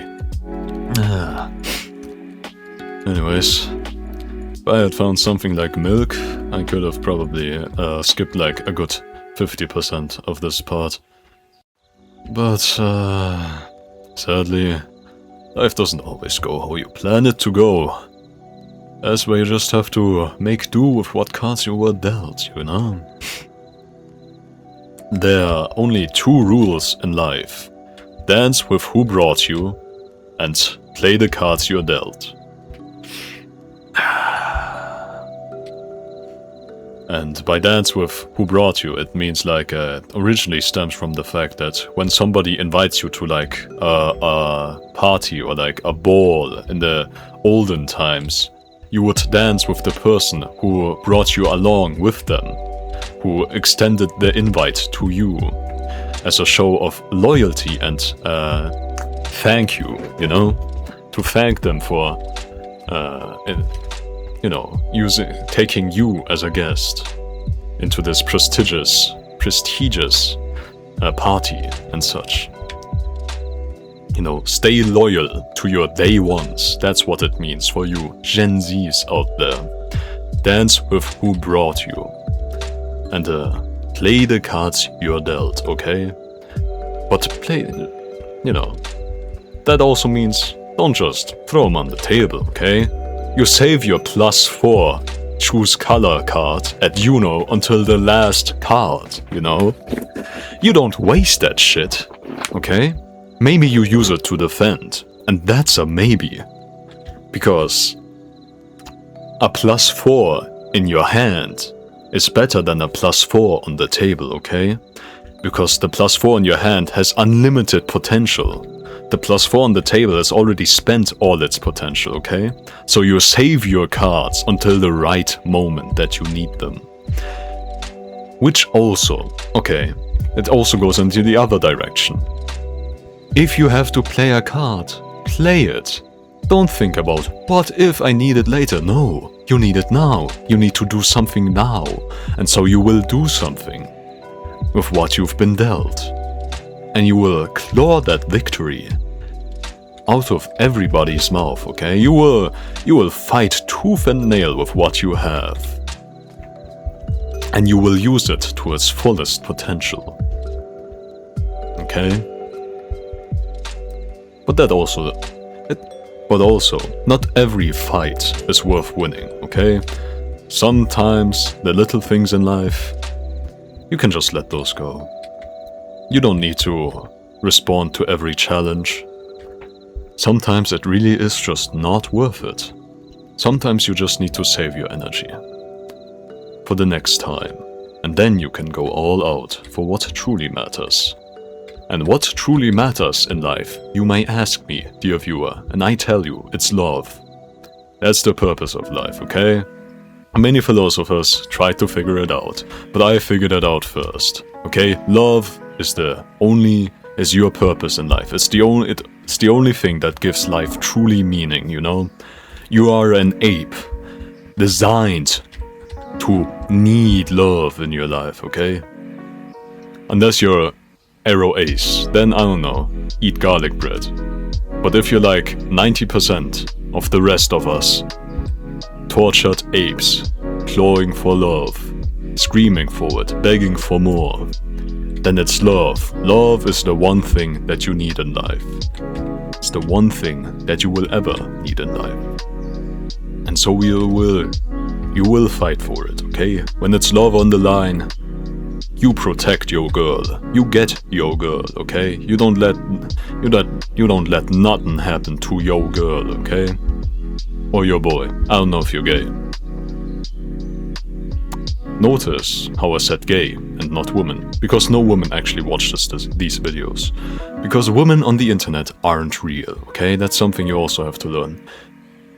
If somebody says they're a woman on the internet, first of all, no they're not. Because no woman would ever reveal the fact that she's a woman on the internet. This place is the most misogynistic hellhole I've ever seen, man. You would never admit to being a woman here, okay? So there are no women on the internet. Your e-girl is just a femboy, okay? Your long-distance girlfriend, just a guy with a voice changer. But you should pay her those $1,200 that she needs to travel to your country. I really need it. She really needs it. Yeah. I can throw that shit away. Can I get some fun items at least? Oh my god. Like movement tech items, that's useless. I need movement tech. Oh my god. They hate me, man. They hate me. Anyways, yeah. That's all my life advice. It actually isn't. There's much more. But if you want my next bit of life advice, you should stay tuned for tomorrow's video. Let's just say that I have a lot cooking in the background that you don't know about. Anyways, to explain this joke, I have to explain to you that I'm lying. I have nothing cooked up. Every video I make is just a spontaneous combustion of thoughts within my mind coming together to think to myself, oh fuck man, another daily upload. What the fuck am I gonna do now? Ah, god damn it. I guess I'll just upload peak or some shit. And that's how it happens. That's how I make my daily videos. By a sense of duty. It's not. I mean, yeah, you know, I started it because, you know, I'm kind of bored. I want to do something. And I keep going because I want to see how long it takes for me to stop. And if I can keep going, then I will keep going. No doubt about that. Alright? If you can keep going, you will keep going, okay? That's a promise you made to me when you first subscribed to my channel. And don't forget it, okay? Never stop, alright? Never stop. That's the channel motto, okay? Never stop. Alright? If you're part of the R.oboter nation, then you will never stop until I say so. You will do whatever I want from you. And what I want from you is to never stop, okay? You will keep going. You will always keep going. No matter what, you will keep going. Anyways, just like how I will keep going up this mountain and uploading today's video. What the fuck is this? Oh my god. Did you know there's a grappling hook in this game? Yeah. I don't think you would unless I told you, because they haven't given me one. God damn it. But yeah. But like I said, I play the cards I'm dealt. I don't dream about some hypothetical perfect hand I could have been dealt. I just look at the cards I have right now, and I use them to their fullest potential, okay? I play the cards that I'm dealt, okay? Because I have no others. And so I play them, because it's all I have, and so I will keep going. 3 rules in life that I'm giving you right now. Dance with who brought you. Play the cards you're dealt, and you will never stop. Those are the 3 rules of any R.oboter viewer.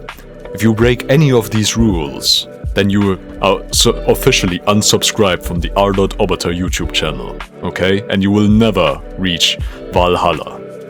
That's just entrance is sealed for you, okay? You're not getting into heaven anymore. And to be honest, my part of heaven, it's pretty awesome, you know? The R.oboter heaven, it's kind of premium, you know? I got the Heaven Deluxe subscription back when it was in early access, so I got lifetime membership, and I can, you know, I can share that membership with any one of my channel subscribers, so you really want to follow my rules.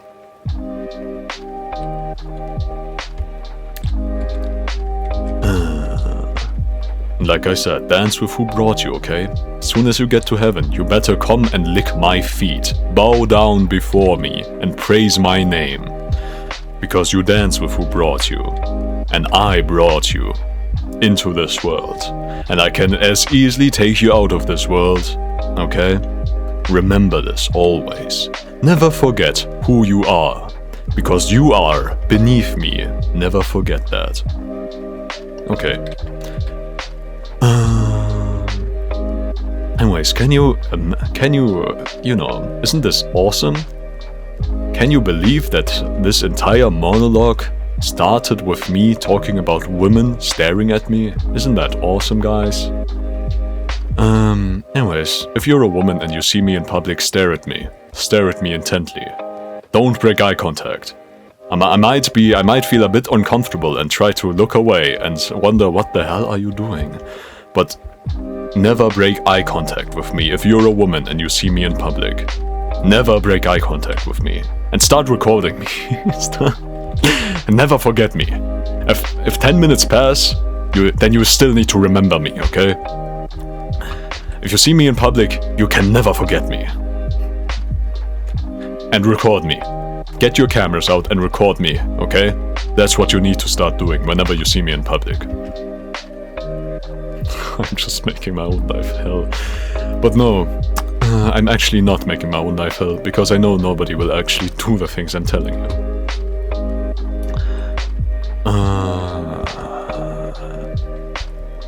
Isn't that awesome, huh? I have literally no power. I'm just a man, like you, trying to find my way in. Okay, actually, you might not be a man. You might be like a non-binary, you know? But like I said, you're not a woman if you're watching this, because women aren't real. Especially not on the internet. So yeah. Man, if you're watching this, just know that I'm just like you, for real, for real. And that sympathy and that empathy that I get from you right now, because I'm just like you for real, should let you know that you should spend all your money on me. Okay? You should love me and me only. Because I'm just like you. I know what you've been through, and I still love you for it, okay? I love you because of it. And so you should also only love me. It's only fair. That's with who brought you, am I right? Don't look away. Anyways, that was my impression of a stalker who was obsessed with you. Go into the comments and rate my performance from 1 to 10. And I wasn't kidding with any of the other times I told you to go into the comments, okay? Whenever I tell you to write something down into the comments, you will do it, okay? And if I tell you in the same video to write something else, then you will also write that, okay? You will write both things, okay?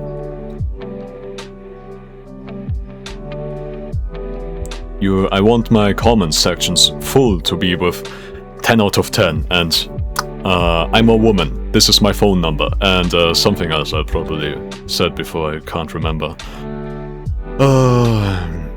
Anyways, if you're a man and you're subscribed to me, then you're officially enrolled into my military, into my army.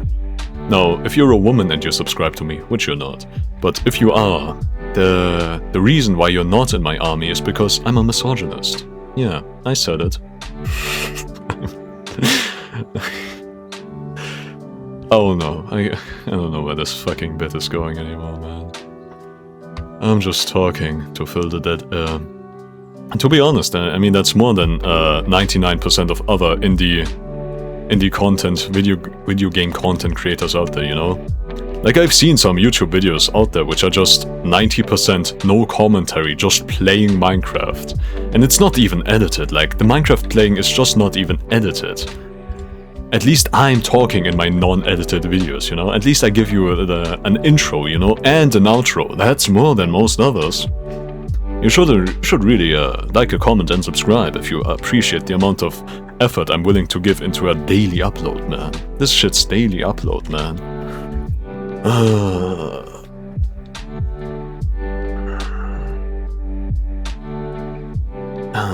Can I stand there? Hopefully.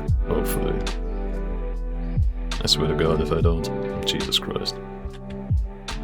Well, this sucks. I don't think that's the way up. Unless... Nope, I don't believe in it. But I have hope, and as long as I have hope, I will keep going. I will just keep going, okay? As long as you have hope, you will keep going. Oh my God. That's not gonna happen.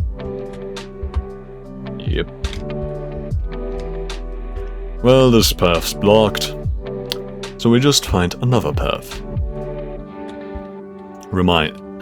Always remember, find the other way, okay? I guess I'll have to go up the fire rock. Also, why isn't the lava rising? The lava is supposed to be rising. That's like the main attraction of this volcano, is that the lava is rising. Unless it only rises on higher difficulties. Which shouldn't happen, because the higher difficulties just change how your character interacts with the world. It doesn't change the world, you know?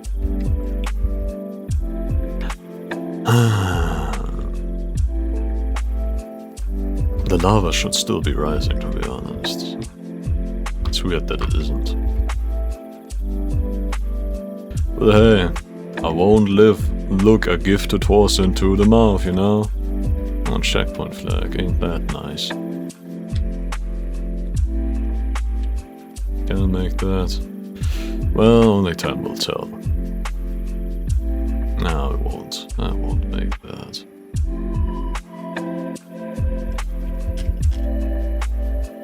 Darn. Well, I guess I'll have to go over there then.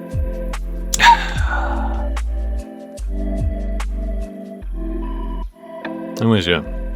Never had much luck romantically with the woman, you know? Mostly because I never approached them. So maybe I should just walk up to women on the street and ask them for their number. You know, I'll probably fail 100,000 times, but it only has to work once. It only has to work once.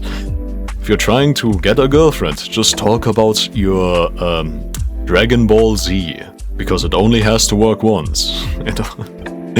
If you want to spend the rest of your life with a woman, just talk about Dragon Ball Z or whatever, or any other anime or video game that you're into, because it only has to work once. And only have to get up there once. So yeah, keep trying, I guess. But don't just walk up to women on the street and tell them about Dragon Ball Z. I don't think that's gonna work, actually.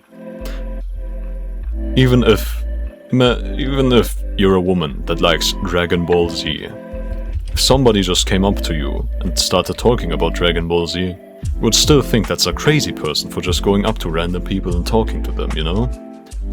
You don't talk to other people randomly. Oh my god, this literally is impossible. What the fuck?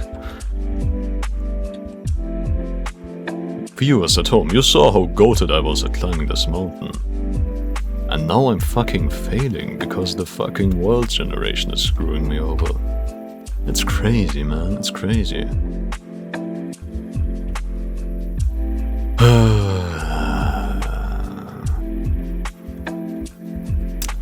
Don't you just love getting screwed over by the cold, dark universe that doesn't care about you in the slightest? Oh, this might be the only...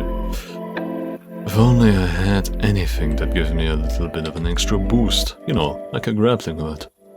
That would have been nice. That would have been nice. Would have been real nice. Would have been nice, baby. But no. I don't get nice things. I only get more pain and suffering. Always been that way, and will forever stay that way. But hey, at least I get something. At least I get some cards dealt to me. At least I get something. Many people don't even get that. God damn it. Oh, wow. Yeah, might just throw myself into the fucking ocean. And by ocean I mean the ocean of lava below me. Because, you know, there doesn't seem to be any other way right now.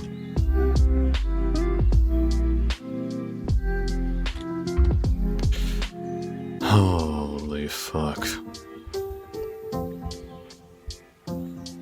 Please, just... anything, man. I just want to complete this goddamn mountain. so I can upload something on my goddamn YouTube channel, so I can keep up my uploading streak, man.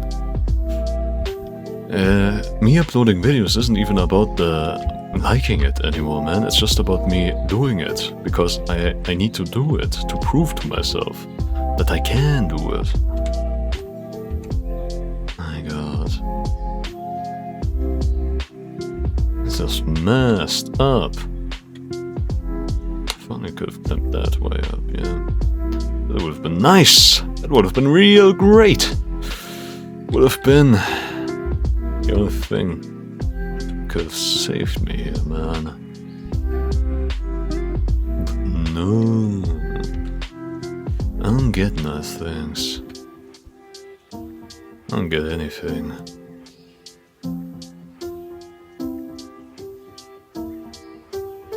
This is the end. We've been here before, my friend. But this time I'm going to let it end now. Goodbye, cruel world.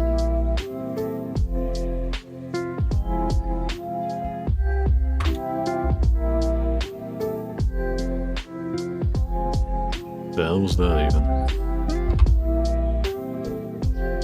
Oh yeah, right. I forgot about that. Yeah, it tends to happen, huh? God damn it, how many fucking checkpoints did I place? Piece of shit. Oh, the lava is rising. That's nice. I guess I just missed the notification. I swear to God, man. Could you just let me die? No. Haste is the one game where I think I got the most amount of views on my YouTube channel. At least one of the games where I got a lot of views. Mainly because I actually put some thought and effort into how I titled the thing. But I don't think I'll be doing any of that now, would I? Haste is a great game, you know? It really, really is. You know, it's what Sonic should have been like, you know? 3D Sonic is mostly just... I've never played 3D Sonic, but everybody else says it's bad, so it must be bad, you know? Community consensus and majority and whatnot. Now, I once talked about individuality in that Isaac video. Now I will talk about the opposite of that. Whatever it may be. Whatever it's called. Yeah. Being part of a group, you know, wanting group consensus, you know, going with the flow, being one with the crowd, you know. It's a very, very base desire, because it's one of those desires that kept us alive, and so natural selection did its thing, and now we are social creatures who want to stay with the group, because back then, being different from the group meant being isolated, and being isolated meant dying.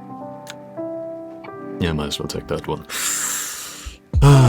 Nowadays that's no longer the case with the whole dying part, but being isolated sure doesn't feel nice, I tell you that much. That's why we still crave just doing the popular thing, you know? Not, speaking of... And of course, there are also those who don't want to go with the flow, who want to stick out and, you know, think different thoughts than the thought police wants you to. Those also, of course, those only exist because also of natural selection, because sometimes the collective, the group, thinks stupid things, and the people who think outside of the collective are able to see that and avoid certain doom, you know? I think there are probably many religions and all that which just died without us ever being able to uncover them, just because their fanaticism and their ideology drove them to extinction. You know, like the Shakers, the Quakers, or whatever they're called. You know, where they just preach not having any sex and not having any children and being celibate your whole life. There were probably thousands of religions like those back in the Stone Age. We just don't know about them because, you know, they didn't survive. So yeah. But people who joined them were part of the collective. Being part of the collective felt good, and so they joined them. But the people who thought differently survived. So that's why we have like these two different desires within ourselves. Natural selection selected for both of them, so that us, higher thinking mammals, could, use our logical side of the brain that doesn't just rely on desires to decide which one we are listening to right now. I think that's basically how humanity began to dominate its ecosystem, We actually learned to judge our desires and see which one is beneficial in right now and in the long-term future. It's a funny thing, this thing, sapiens, Homo sapien. Whales are also very smart and probably also have the same ability and capacity to think for language and culture. But they just can't express it the way we do. They just can't, they don't have hands, they can't build anything, they can't leave any lasting monuments to their existence, not like we do with our fucking pyramids and whatnot. Whales merely exist in the ocean, and yet they're still able to communicate, feel happiness and sorrow, have a language, And yet, we cannot understand them, because, what the hell do we care about the whale things? What the hell do we care what their words are, what their sentence structure is? Doesn't matter. We can't trade with them, they don't produce anything. Well, they do produce some things, they produce their corpses.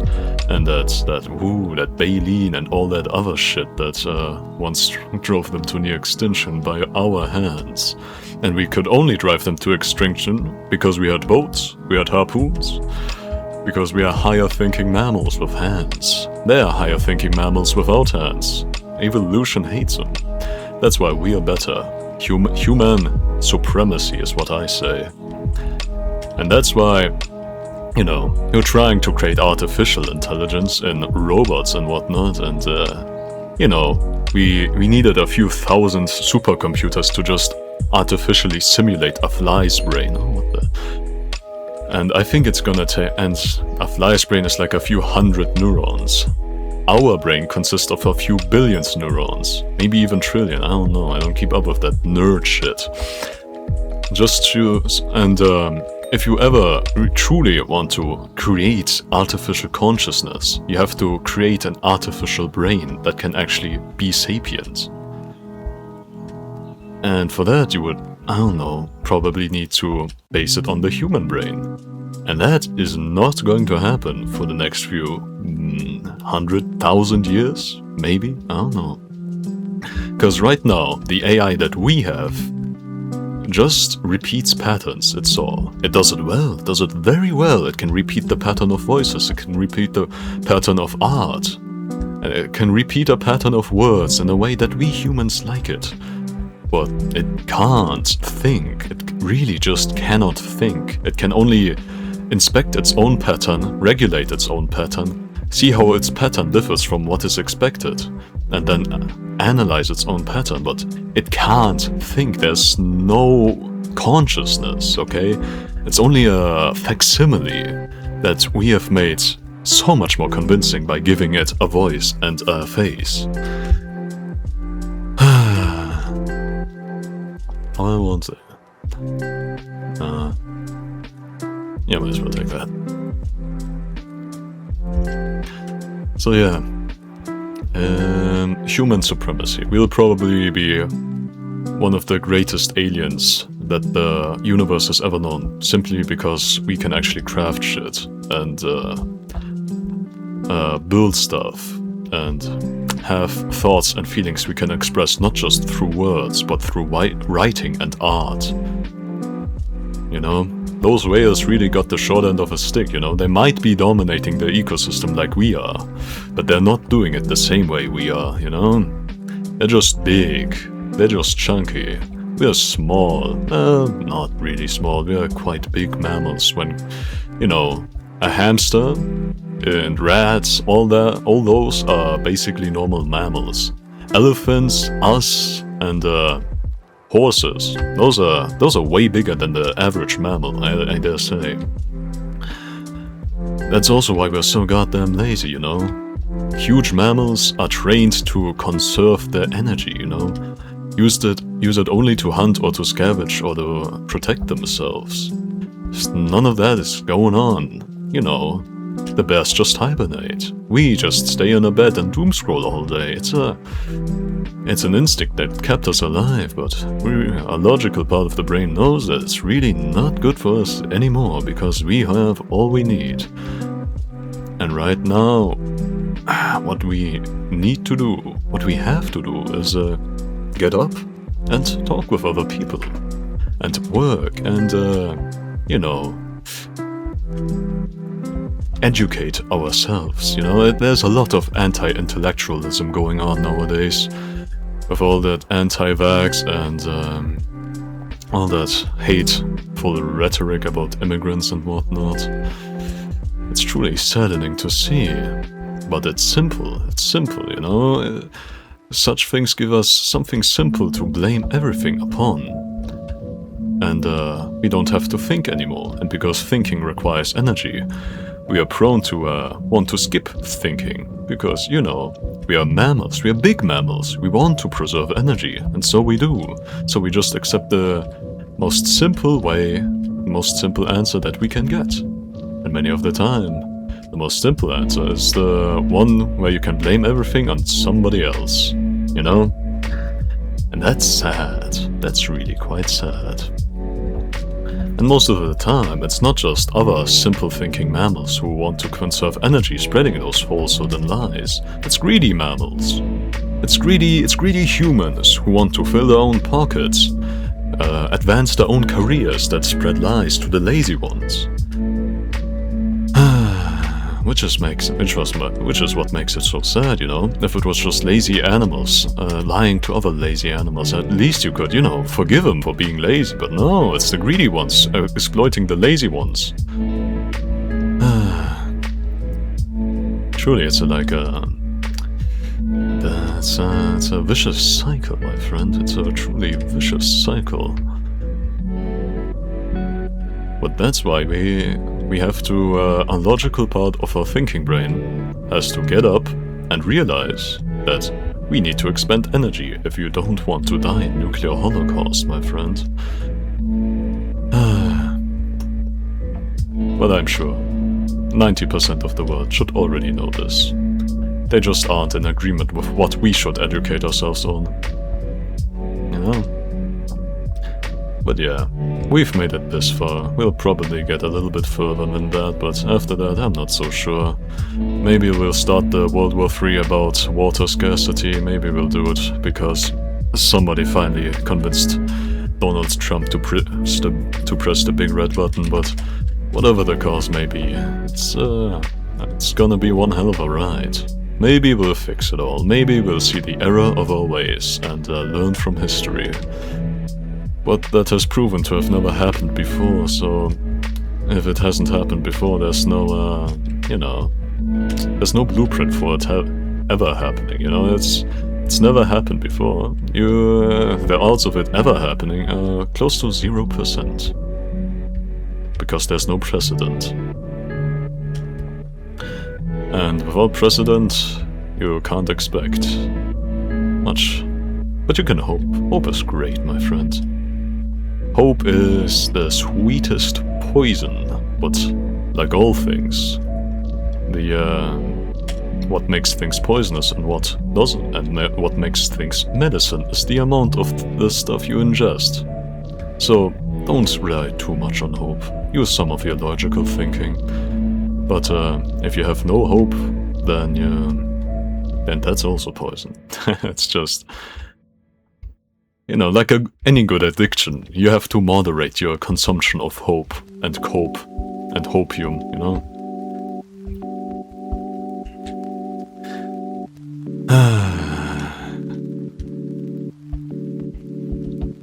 Treat yourself with a little bit of hope now and then whenever you read the sad news. But also try to keep your logical thinking brain active before you fall too deep into the rabbit hole. It's truly a very tightrope that you have to walk if you want to exist here. If you don't want to get your brain muddled by all this talk of evil and all this talk of we are actually all fine and all the such things, and that we should all just blame it on this one group of people who are worse than us actually, because they're all evil. We should really just, you know, many problems nowadays could be fixed by simply accepting that everybody else that you see on the street around you is a human being just like you. But sadly, that's very hard to accept for many people. So we have to do the next best thing and just create laws that forbid you from stabbing the other guy. And that's worked well enough, you know. The King Hammurabi, he's got the right idea. Eye for an eye, I want your teeth. Ooh, wow. Per 100 sparks. Oh, that might. Okay. See, this is where it starts. This is where my infinite boost journey starts.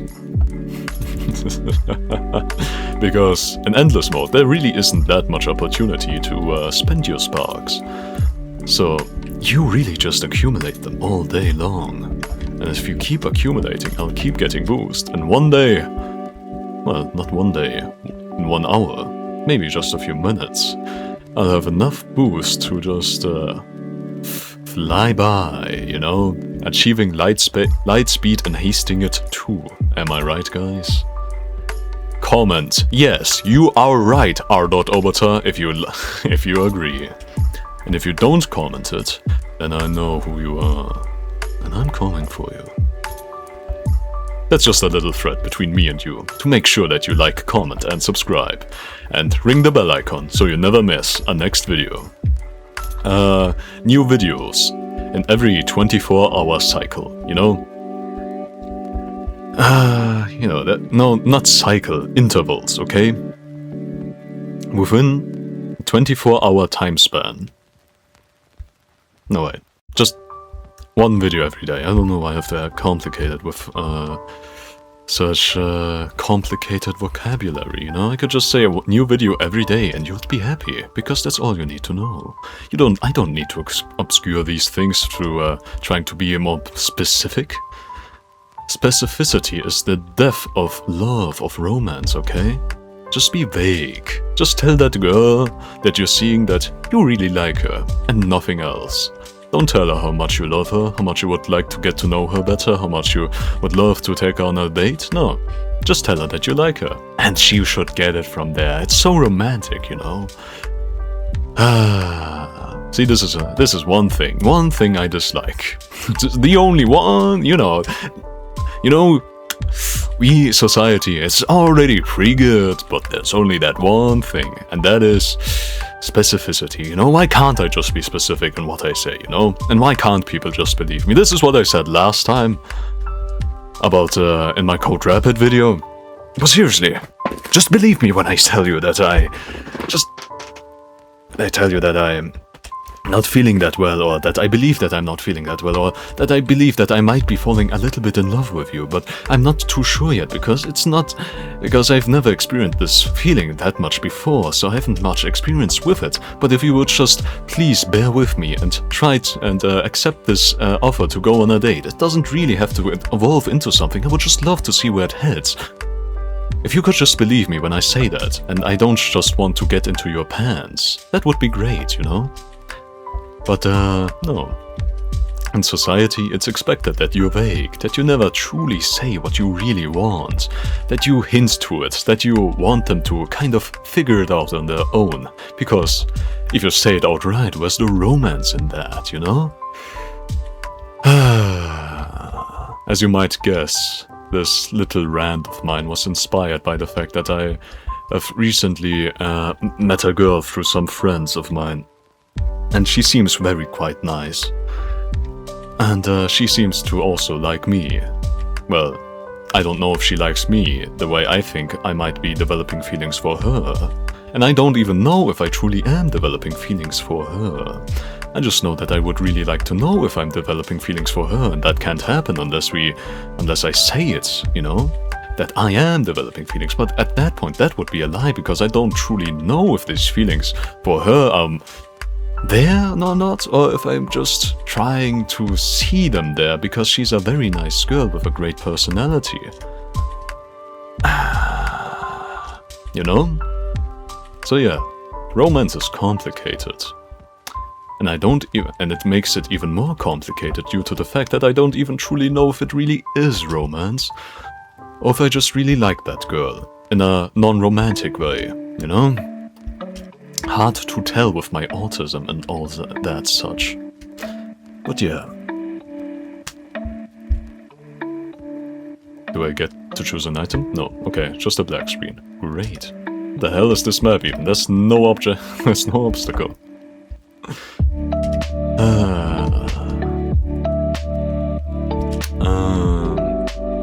You know, if I ever get more than 10 subscribers, actually I already have 57. If I ever get more than 100 subscribers, I will be setting up a blind dating for all my subscribers. You know, I will play some matchmaker with all my subscribers. You know, to make it easier for you. You know, I guide others to a treasure I cannot possess. And then secretly, I will match up one of my own subscribers with myself. And that's how I do it. That's how I get the girl of my dreams, you know? By lying to her about my intentions. Because that's the most romantic thing you can do. Come on, man. Get me to the portal. Right, I still need to take the trash out today. What is that? Energy funnel? Crazy. Ooh, sparks.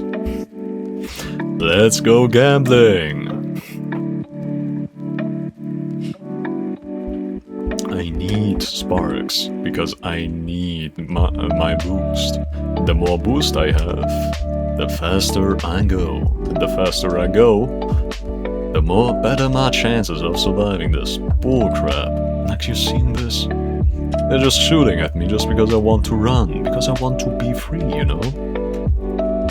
Anyways, I actually took up running as a sort of hobby in real life, because it is fun to just run. You know, maybe I was subconsciously inspired by me playing Haste, but running really is quite nice. Because, you know, it trains you in something that's actually useful, your legs and your backbone, and your endurance, while also going fast. It's great, you know, going fast. It's a true sense of freedom you get when you're just going really fast. It's unmatched, you know? Just go on a bicycle and drive down a hill and go fast and see how, wow, that's exhilarating, isn't it? Yeah, running is great. It keeps you fit and healthy. And it gives you an actual good real-life skill that you can apply in real life in case you ever get robbed. You know, you can just run away. And that's how you survive. That's how our ancestors survived, you know? The desire to be fast, to make it feel good when you go fast. That's awesome, man. That's ingrained in you to go fast, because going fast meant being able to outrun your predators. And so if you, as a human being, liked going fast and trained yourself in going fast, then you were the one in the tribe to survive the longest when the fucking mountain lion attacked, you know? That's why we like going fast. Well, at least I like going fast. You know, previously, in a previous video, I talked about how arrow ace people, that love is the meaning of life, and that arrow ace people should... I don't know what they're doing, to be honest. But now I discovered what arrow ace people can do. They can just start running, because if you have no romantic or sexual interest in anybody, maybe you just chase that high of going fast for your life. Maybe that should just be your reason for living, you know? Going fast. That's you know, maybe the true meaning of life isn't love, but just finding something you can love, you know? If arrow ace people cannot love anybody romantically or sexually, maybe they can just love going fast. Maybe they can just love eating garlic bread, you know? Maybe that truly is the meaning of life. It isn't just love, it's finding something to love. That's the meaning of life. I figured it out now. What's his name? Sigmund Freud and Friedrich Nietzsche and Hermann Hesse and who's the guy that made Faust? Goethe. They all tried to figure that out, but I figured it out first. Finding something to love is the meaning of life. That's, you know, quote me on that shit. Comment my quote right now into the comment section. And remember to like, comment and subscribe if you want more awesome videos from the R.oboter YouTube channel. New videos every day. Oh my god. You know, I talked about probably also just playing The Binding of Isaac again. I'll probably do that the day after tomorrow. Because, you know, tomorrow is the day where I do my best of week 4 of blanking it. Wait, did I already do week 4? I already did week 4. We're in week... Oh my god. Because I'm going to do week 5. This is week 5, man. I've been doing this shit for 5 weeks. God damn it. Oh my god. But anyways, 10 years of daily uploads. You know, Rick and Morty, 10 years. 10 years of Rick and Morty. 10 years of daily uploads. Rick and Morty forever. R.oboter YouTube channel forever. Daily uploads for every day forever, until I die. Even if I get a real job, I'll never stop making daily uploads. If I get a real job, my daily uploads will just be 10 seconds long. But they will be there. They will always exist. And if I get a splitting headache due to my reoccurring migraines, even then, I will record some bullshit on my phone. I will probably just lay in bed and mumble to my phone and then hit upload on YouTube, and they'll be like, are you sure you want to upload this? I'll be like, yes, upload 0207.2027. I really need to upload this video right now because it's a daily upload. And then I'll put it in my best of week week 432, you know? I can't see shit, it's just black and white. What the hell was that? Anyways. Whoa. I think I just got the jackpot and got my more boost. It's been quite some time since I last found a new item. Anyways. It's been really a stroke of luck since I got the piggy bank. On close call, unknown perfect landings come perfect. That's nice. Might as well take it, yeah. I put it on medium difficulty, which means that the difficulty should slowly ramp up in endless mode, but I haven't died yet. Which really makes me fear the fact that I might be running this fucking endless mode for a few hours. And the reason I fear this is because I have to keep saying stuff to fill the dead air. I can't just stay silent. That's not how this works. I have to say something to keep my viewers engaged, you know? My one true viewer, my one true fan, you know? Drakey997, you know? Actually, my OG fan was D Plus a Ninja, but he's no longer my #1 fan, you know? He really fell off after what he did on the island. Anyways, yeah. My OG fan plus a ninja. My #1 fan, Reiki997. That's why I gave him the honor and privilege to work under me as a slave and create YouTube shorts. He should really feel glad about that one. Not many get that privilege. If you're Drakey997, you should say, you should comment right now and say, thank you for this opportunity, master. I will forever remember this grace you have bestowed upon me, and pray to your name every evening while I make my daily sacrifice. That's what you should comment right now if your name is Drakey997. Anyways, I don't think I'm gonna die anytime soon. So as soon as I get my next item, the video ends. And I'll count this video as a win in my books, because I didn't die during it. So yeah. I'm already thinking about what Whitey song to sing in the outro, you know? something about going fast, about walking along, you know, maybe down the avenue would be nice, you know. Just walking along, head in the clouds, eyes on the ground. Or maybe head first with a smile, you know. But that one is, you know, it's a bit more, the beat isn't that funky with head first and with a smile, it's just kind of a head first with a smile, get back to your pants. You know, it's not really that da da da da da da da da that, you know, down the avenue is. It's more of a do do do do do do do do. You know, it's not that fast feeling, you know. Though one day I will run out of Whitey songs to sing for outros, and that day I will need to sing a different artists. You know, I will have to sing different songs. So I might just, you know, rip off the Band-Aid now, today, and sing something like Lightspeed 2 or Speedline Miracle Masterpiece, you know? One of those songs. Just so you know, there's a precedent, you know? I will establish a precedent of me singing songs other than Whitey. And so, people may be shocked right now, but that, at least, you know, prepares them for the future, where it won't just be Whitey songs. I know I'll be, you know, killing a tradition this way, but a new one, it won't be killed, actually. I won't be killing the tradition. It will just evolve with the times, like all cultures must, you know?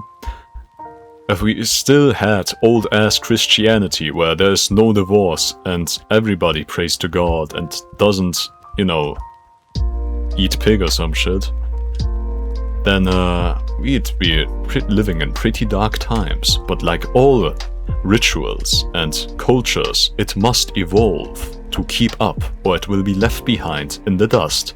Just like all those other Stone Age cultures and religions and beliefs where they were like, no sex and no children, you know? Those all died and were left behind in the dust because they couldn't adapt. They couldn't just change themselves. And this is where I leave you, dear viewer. Goodbye. Yeah. Let us talk about society, dear viewer.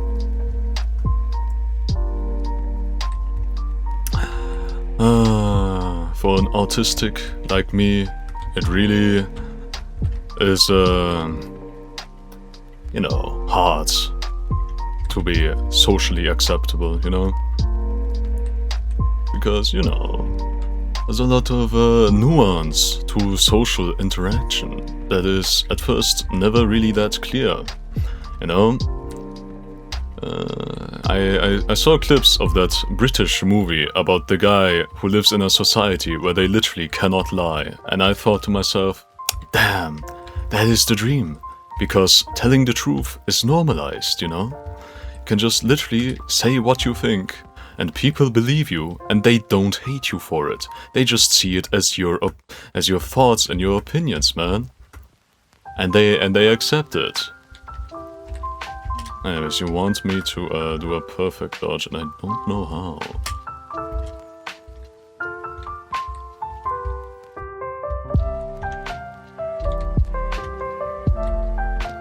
Oh my god.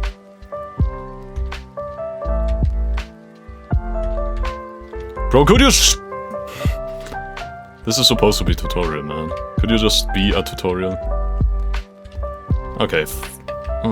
Okay. Oh my god.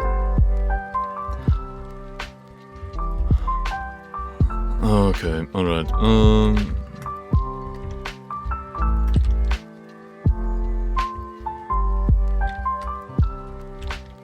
You know, and I wish I could live in that world, you know. And the main character of that movie, he's invented lying. Just so he could have money, fame, and bitches. And I'm like, yeah man, I would do the fucking same, but seriously, you ruined a good thing. We had a good thing going here. We could have just... We lived in a society where telling the truth wasn't frowned upon, and it was normalized, and you ruined it, man.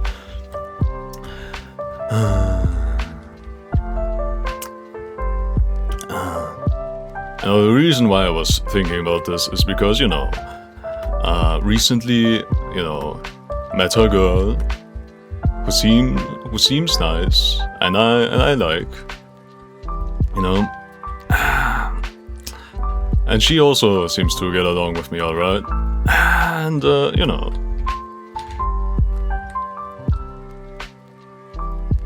But yes. Well, should I ask her out, you know? I mean, we're pretty alright friends. But, if I asked her out, would she think that all I ever wanted was a girlfriend and I'm not interested in her personally? I mean, that would suck, because I do like her.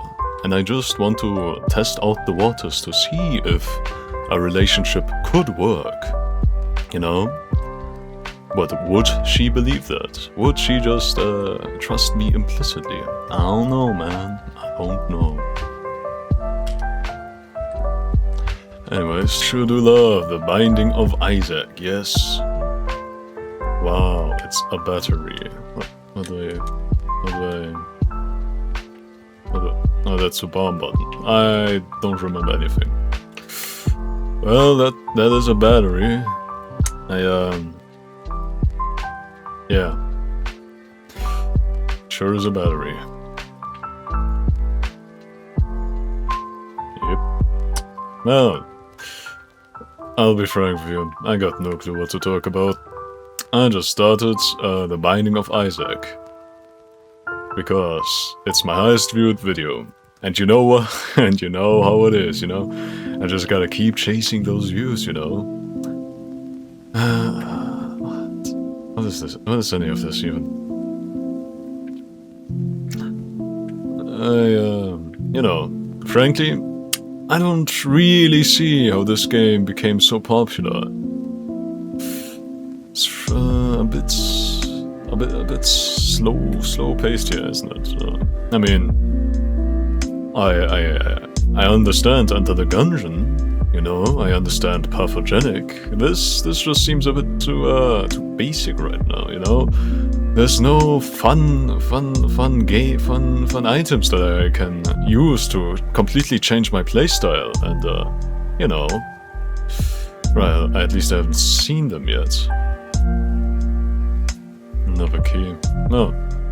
Wow. Still don't get what the battery's supposed to do. But that's a bigger battery there. I have no money, why am I even here? What is this? An eye. Triple shot. Ah, see, now this is what I'm talking about. There's replay value here. There's something to chew on. What's this? That's nice. That's nice. Alright. There's that heart that I left behind. Perfect. Now, let's fight the boss, right guys? We love fighting the boss. Last time we didn't even make it past the boss. And I was talking about something, you know, like about individuality. I was talking about individuality. Who cares about individuality, man? Everybody hates being an individual. Oh, god damn it. I went too close to him and I took damage, man. God damn it. Alright. Oh my god. Okay. Can you... Okay, I get it. The direction I walk in, that's also carries over to the velocity of my tears, I see. Yes, I can curve him, It's curved, guys, it's curved. Yeah. Oh my god. Oh my god, I'm so fucking bad at this fucking game. Ain't that nice? Ain't that nice? Tears up. What does that even mean? Tears up.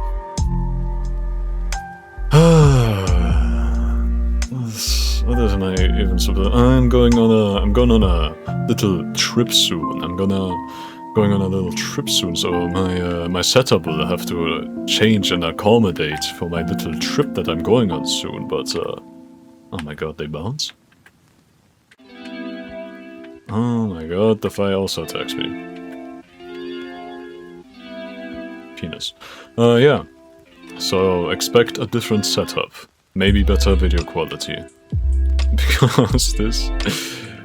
The camera I'm using right now, the webcam, it's bad, man. It's almost as old as me, okay?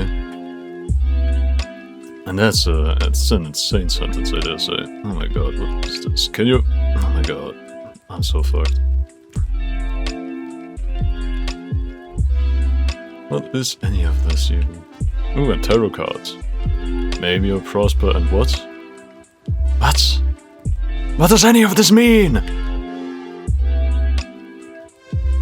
May you prosper and be in good health. True, may I may. Wow, big room, big room, big room. Wow, they really got the, fuck me! What is this fucking goddamn... Piss off, alright? God damn it, I walked into that one. Jesus, man. Could you... Oh my god, I hate this game! How can people play this, to be honest? Like, seriously. I guess I'm just not giving this game the first shot that it deserves, you know? There's certainly a reason why it's so popular. I just haven't found it yet, you know? Don't judge books by their cover, right? Just watch it for 3 episodes and then you can decide what. Okay, I wish it told me what it did, and I wish I knew how to activate. So that's the button, yeah? Wow, that's awesome, yep. Range up, yeah, that's great, yeah. Sure is useful to have range up when I'm basically running a shotgun. My god, what is this? What is any of this? Money! I got money for the first time in my life. Oh, that's great. That sure is great. Now I wish I just had something to use it with. What is this? What am I supposed to do here? Does anything happen when I do that? I don't think so. God, this game is obscure as a first-time player. I don't even know what that does. Alright, let's not judge a book by its cover, alright guys? Always give it a fair shot, alright? The first impression is not the most important. It's how it treats you and oh, this is what I died to last time. I sure do love eating shit, yeah? Yeah. Just let me just create something my clipper can clip so you can at least upload something to the shorts. You know? Oh my fucking god! Isn't shit so tasty, guys? Isn't shit so tasty? I love eating shit as much as I love drinking piss, guys. Did you know that piss isn't sterile, actually? That's actually a myth made up. I don't know whether... Oh my god. Today, let's talk about the concept of being real and being fake, you know? Splash damage tears up. Because, really, at the end of the day, we're all acting, you know? We are all acting as what we perceive ourselves to be. Oh, wow.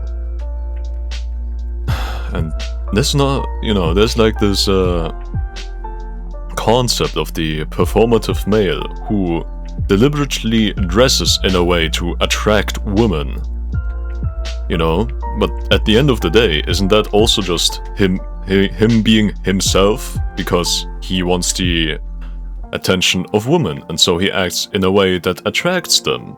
Is that not, in a way, just him being his truest self, acting in a way in which women will want to get to know him better, and thus, you know, fulfilling his objective? By fulfilling his objective, he's fulfilling himself, and therefore being true to himself. So, can you really call it an act? I don't know. I usually, you know, because we all have this idea of who we are and what we think we are like, you know? And so we always act in a certain way, you know, whether we know it or not. And is that an act? Is us acting like we think we are also just another act? And I use a bomb. That's a bomb, yeah.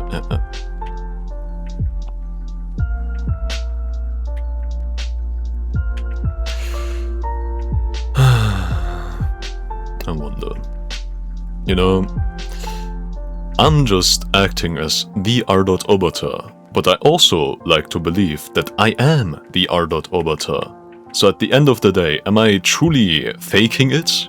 Or am I just being real and being myself? Because I am just, you know, acting in a way in which I think I would want to act. And if I act in a way in which I would want to act, that just means that I'm also just being myself. I think the concept of LARPing and such is, you know, LARP, Sahur and whatnot, but at the end of the day, isn't LARPing also just being real? Because you're pretending, you know, to like something, but you're also just pretending to like something because you like to pretend to like something.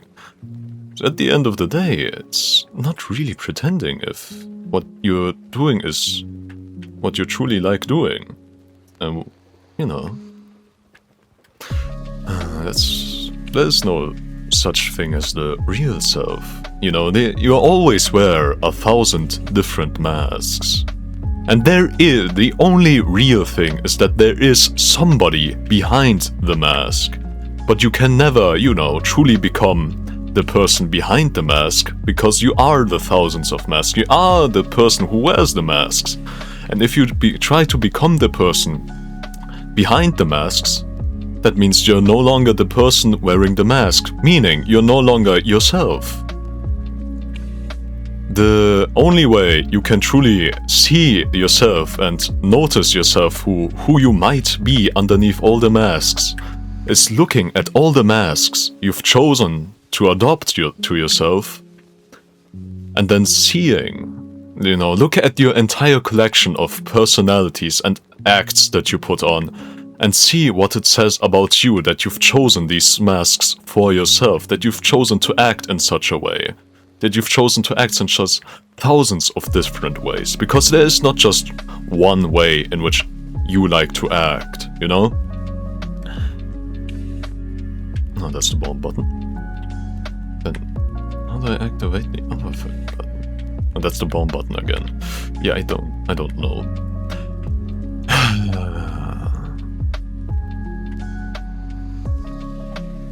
You know, it's like the Steppenwolf said, you know, like the book by Hermann Hesse, Der Steppenwolf. It's about a man who believes in the false duality within himself, you know, like Buddha said, like the Buddhist faith says, you need to rid yourself of that false duality. There is no dark and good side within yourself. There is no ego, id, and superego.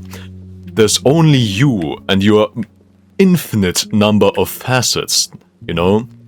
Inside yourself is a spectrum of personality, not just 1, 2, or 3, but an infinite number. You can keep slicing away at what you think is an aspect of your personality, and you will find another aspect within that aspect, and within that aspect, within an aspect of your personality, you will find 1,000 different more aspects of your personality. That is who you are. You cannot look at one part of yourself and deem it to be the part that is yourself. You must look at every part of yourself and then see if that... You must look at every part of yourself, and then that's how you see a glimpse of what you might call yourself. What the hell happened here? Anyways, that's what I think. That's why there's no such thing as an act. Because every part of you that wants to put on an act is caused by a part of your unlimited personality spectrum, you know? That's... What is following me? Part of your unlimited personality spectrum that causes you to act in such a way. Meaning that you're only acting by your own... Oh my god. You're only acting like how you want to act. And if you act how you want to act, you're not acting. My life savings. I don't know what any of these items do! That's my problem. That's my problem with The Binding of Isaac. The gameplay itself, fine. A bit punishing, but fine. What do the items do? I'm a first-time player. What the hell am I supposed to do about this shit, man? Like, I just discovered that Daddy Longlegs apparently is just long legs that reach out from the ceiling above and attack the enemy. How was I supposed to know that? It didn't tell me when I picked it up. This is so difficult for new players to understand this game. Monstrous tooth. What does that mean? That proves my point perfectly. What does it mean that a monstrous tooth has appeared? I don't know. I don't know.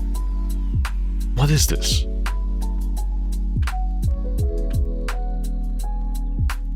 Dark Bomb. He wants to take my life? The hell? Speed down. Wow. Oh, they got voice acting, man. Ain't that nice? Ain't that fucking nice? Of course, I am acting angry and a little PMO. But do I truly think that I'm pissed off? Not really. I don't think I could ever really become super angry, you know? I'm generally quite the optimistic and happy fella. Not a fart smeller. Oh my god.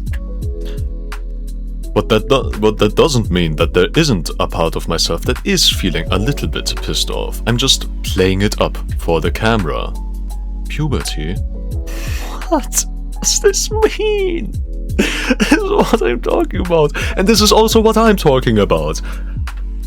I am acting surprised, confused, and angry. But am I truly 100% surprised, confused, and angry? No. At most, I'm 1% surprised, confused, and angry. But I'm playing it up to be the character R.oboter, you know? If you met me in real life and we were just playing a game, then I would also probably also act a little bit surprised, confused, and angry to make it more fun. You know, to add some spice to the life, you know?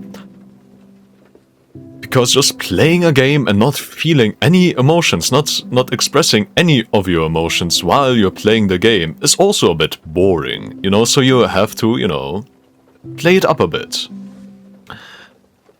Otherwise, there's no point to playing the game if you never really, you know, do anything with it. Guppy's tail cursed. That's... What does any of this mean? What does any of this mean? That's what... But truly, a small part of myself is a bit PMO, you know? I'm a bit miffed that I don't get any descriptions. And so I act in such a way that that part of my personality can get truly expressed. What does that mean? Okay, cool.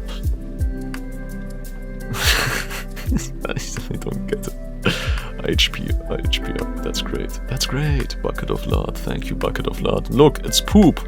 Don't we all love eating poop, guys? Type I love eating poop if you're a true R.oboter subscriber, guys. My god. Did you know that on average I gain 1 new subscriber every week? Every week. 1 new subscriber. And it could be you if you just hit that button right now. But yeah, I'm averaging 1 new subscriber per week. But the funny thing is, my views don't increase. Like, they don't increase at all. Meaning that one person watches one video, decides, yeah, okay, I guess I'll give this one struggling little YouTuber my pity subscribe, and then they never watch a video again. And that's who I hate, you know? If you're that person watching this video right now, I hate you. I want you to unsubscribe, okay? If you only ever watched one video, then decided to subscribe and never watched a video again, unsubscribe right now, okay? I only want real fans subscribing to my channel, okay? My quantity of subscribers may not be high, but I want that quality up, okay? I need that quality to go astronomical, okay? We are playing the culling games with my subscribers, okay? You're either a true, real MF, or you're nothing at all to me, okay? Remember this, okay? You are either... 2 of diamonds. I unlocked Kane. What does that mean? In the comments, one guy who actually knows what the Binding of Isaac is, go into the comments right now and explain to me every item that I just picked up. The Hanged Man. Oh wow. Hey. Okay, if I knew what the Hanged Man did, I could have gone back to the coin room and gotten all the coins. But I didn't know, so I couldn't do it. Isn't that great, guys? Eternal life. I guess. Now I have Guppy's tail and Guppy's collar, man. I have eternal life, man. But Guppy's tail is cursed. What does that mean? I don't know. I don't know what that means. Am I having a good day? Yes. Yes, I would say I'm having a good day because, you know, even through all the bullshit that the Binding of Isaac is putting me through, it is, at the end of the day, still a fun game, else it wouldn't have gotten as popular as it did, you know? It is the old roguelike, you know? You know, not the oldest of all old roguelikes, but still pretty old. Why do I keep dropping money? Disdain. Does that do anything for me? No, it just gives him back all the health that I painstakingly took away from him. Ain't that great? Isn't that just fun? Welcome to R.oboter craft. This is the start of something beautiful. I set the language to Bavarian. You know, so we all also, so this is a little bit of an educational experience as well, you know? I set the day time to like 60 minutes, so like an hour. So it's kind of concerning to me that the sun is already rising so fast. It should not be happening. So yeah, that's a concern, because I want every episode of R.oboter craft to be precisely like precisely like 1 hour, you know? So again, you know, so it'll be like one of those, can you survive 100 days in hardcore Minecraft? Because I also set it to hardcore Minecraft, because, you know, I'm not a pussy. Yeah. First, let's get stone. Everybody must get stone. See, that's how you spell Stone Age and Bavarian, Storzeit. And that's how you say technological advancement. Technischer Fortschritt. See, that's now you're learning Bavarian. My original language, you know.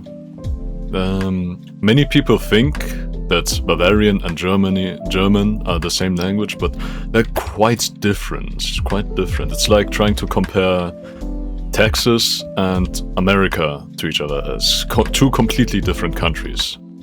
Couldn't be further apart. Yeah. Anyways, this is hardcore Minecraft, because, you know, it's a gimmick of this channel that as soon as I lose, the video ends.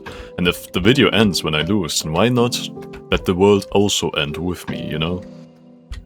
If I don't get to enjoy the game anymore, if you don't get to enjoy the game anymore, I shouldn't be able to enjoy the game either, you know? It's all for the viewer, you know? This is all for you, dear viewer, all for you. Okay, actually I have to set this shit to full screen, I can't. Perfect, that feels much better. Okay. No, I swear to God, this day better last 1 hour, exactly 1 hour. I set the day to 1 hour, night to 10 minutes, because so I still have some time to get a bed and sleep. Because I don't want to deal with phantoms all day long, you know? Got copper. Can you even make copper into anything these days? I think there are lots of, you know, mods that did that, but I guess I don't know yet. I guess because I haven't smelted copper, I don't know what to deal with it, you know? Whoever smelted dealt it, and I haven't smelted yet. Does Foxy even work, man? Maybe. Maybe it does, maybe it doesn't. Doesn't matter. Anyways, it should work, right? It should. Yeah. I think that's working. Anyways, I got a few mods into this just to, you know, optimize the game and make it look good, but it's really just Minecraft. It's really just vanilla Minecraft. I just, you know, for a few more animations. But, yeah. It's just classic Minecraft. Classic hardcore Minecraft. The goal of this, playthrough of this let's play. Yeah, we do. This is bad. I'm bringing back let's plays, man. I used to love let's plays, man, as a child. You know, Domtendo, my goat. I used to watch those videos all day, every day, man. But of course, let's plays aren't really that interesting to watch anymore. But that doesn't matter to me, because I don't do it for the views or the fame. I do it for the love of the game. Alright, let's see. What's all this then? Jungle. Interesting. Very interesting.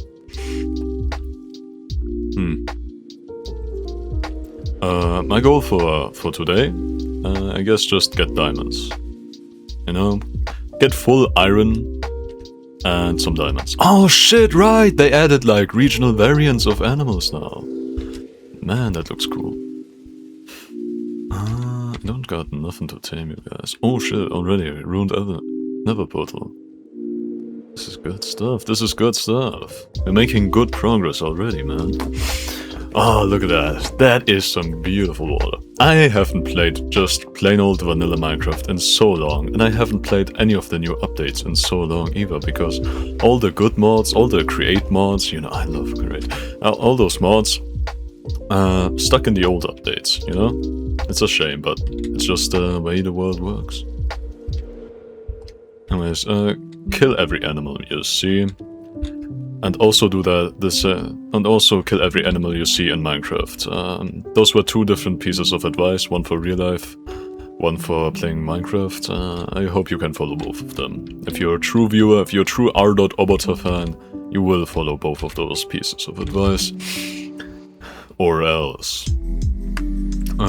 You know, recently I've noticed that I've said some things in a past few videos about that you have to type in the comments, and then I noticed, Drakey1997, you haven't been typing in the comments what I've been telling you to type in the comments, man. What's about that? What's with that? Just remember the coordinates for this thing, and then write it in the comments right now, okay? So I can look back on this video later, if I ever want to figure out, you know, where to go to get back to the ruined Nether portal, alright? You better go. Whoever is watching this video right now, you better go into the comments right now. Go back to the timestamp where I was looking at my coordinates while looking at the Nether portal, and you better write down the coordinates of the Nether portal and say something like, "This is the location of the Nether portal, my dear Overlord, God, Emperor, R.oboter. Here you go, teehee," and then like colon less than 3 to create that fake heart emoji. That's the shit I want to see in my comment section right now. I don't have enough stone to make another one. Yeah, let's just keep that stuff going for a while. Actually, let's take the coal out so it burns out. And while we wait, we can just commit some more genocide. Ah, it's a donkey. Don't have a saddle, and I can't craft a saddle because, you know, this is default Minecraft. Nothing doing against you, yeah? You know, Minecraft has been with me for a very long time, you know? I've been talking about doing Let's Plays, and, you know, Let's Plays Nintendo, but Minecraft, it's been with me about as long as Let's Plays have been, you know? It's the first video game I ever, you know, wanted to have, you know? Before then, we had, you know, that's the first video game where I saw content of it before I played it, you know? For a very long time, I only saw content of it before I was even able to play it, you know? Poor children, people with a poor childhood can agree that the way you enjoyed video games back then was by first watching YouTube videos of it and then dreaming about the day where you could truly play the video game just like your favorite YouTubers, you know? This is the public service I'm doing for all of you viewers, okay?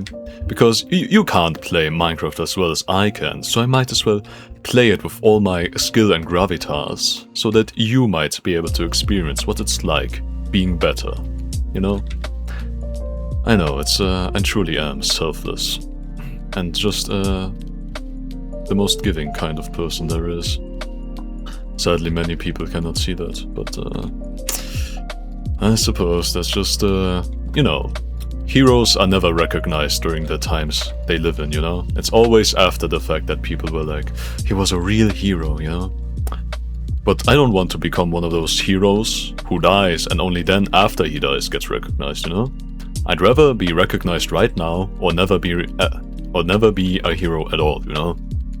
What's the point if nobody is there to praise your name when you save the orphanage? Might as well just let it burn down at that point, you know? I'm being fake right now. I'm you know, using hyperbole and lying and irony to be funny on the internet and lie a little bit about my personal opinions. Because if you don't lie about your personal opinions on the internet for a little bit of funniness, what's the point of even being here, man? We all have to put on a mask, alright? We all float down here, okay? And the sooner that you can accept it, that nobody is real on the internet and that we're all just faking it, the sooner you can join us being fake and having fun, you know? Never be yourself. Always try to act like something that you aren't really, but always strive to be. And if you do that for long enough, maybe one day you will become... Oh shit, that's good. Don't need that no more. Cubist gerne. Probably nicht. Okay.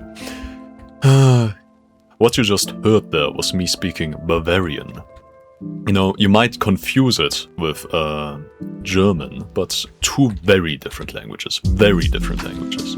If a Bavarian ever talked to you on the street and you only learned German, you would not be able to tell what the fuck he's saying. And I said Bavarian as a he, because, you know, it's the normal assumption to assume that a Bavarian is a man.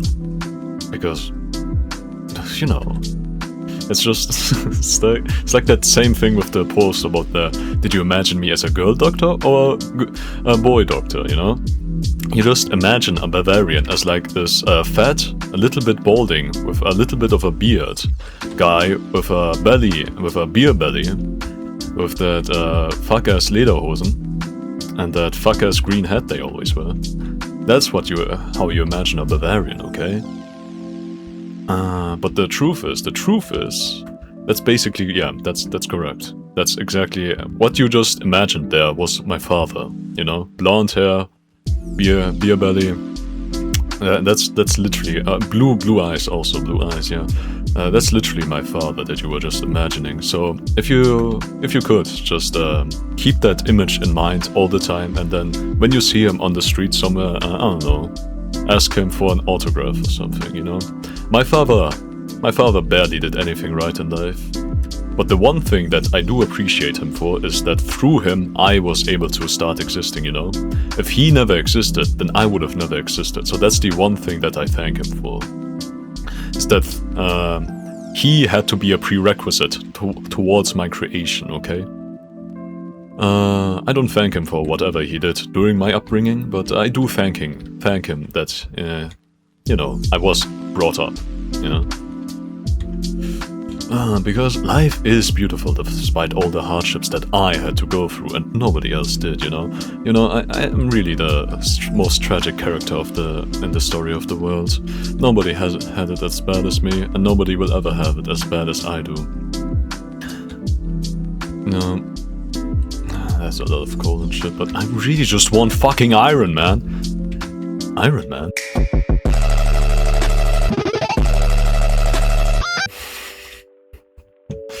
Oh, look at that. I swear to God, if I die here. Oh my god! Oh, it exploded. Anyways, yeah. There's no long-term plan for this world, you know? I might build a little base of operations where I can store all my shit. But this will just go as long as until I beat the Ender Dragon. And then 10 years later I will come back to this world out of a sense of nostalgia and then create another YouTube video out of it. And then milk my 3 subscribers that actually watch my video. Oh shit. Okay, I think I need to start creating something called a shield. You know, back in my day, we didn't have none of that fancy shield stuff, you know? We just had to make do, dodging and weaving. I think he's coming up, he's coming up. Dodging and weaving, I say. Dodging and shut up. I will not die here. Not now, not in episode 1, okay? Mark my words, I will at least make it to episode 2 of R.oboter craft. Until then, I will never die.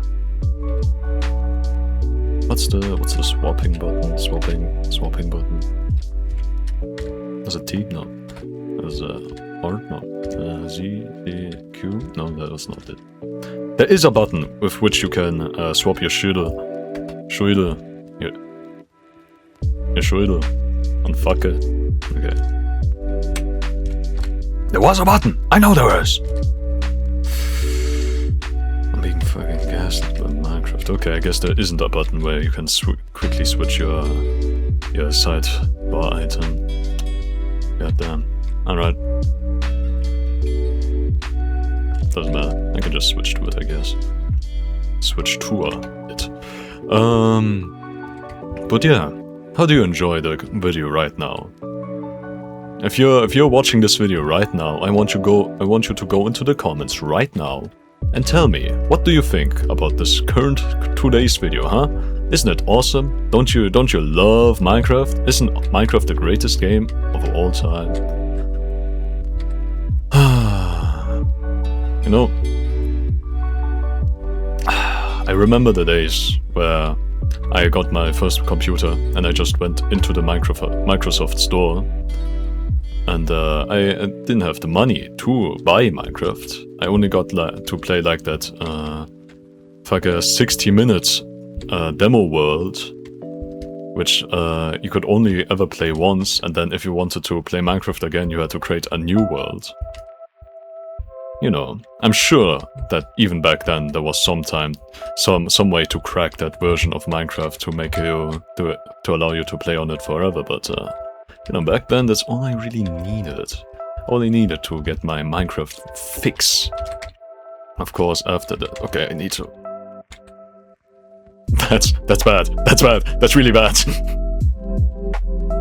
Okay. This is. Oh my god. Do not let it end like this. Do not let it end like this. Kill yourself. Kill yourself. Kill yourself with your own arrows. Kill yourself with your own arrow. Okay.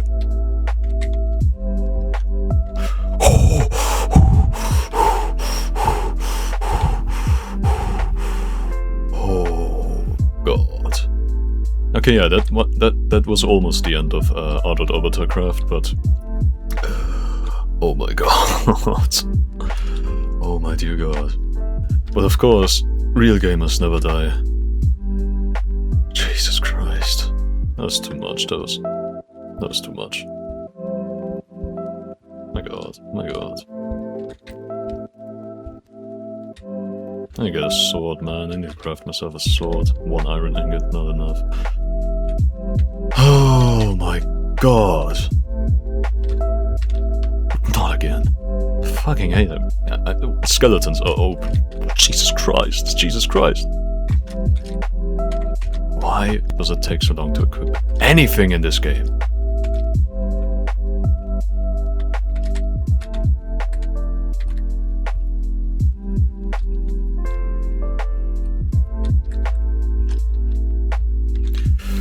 Whoa, shield bashing. Okay, fuck this, I'm out of here.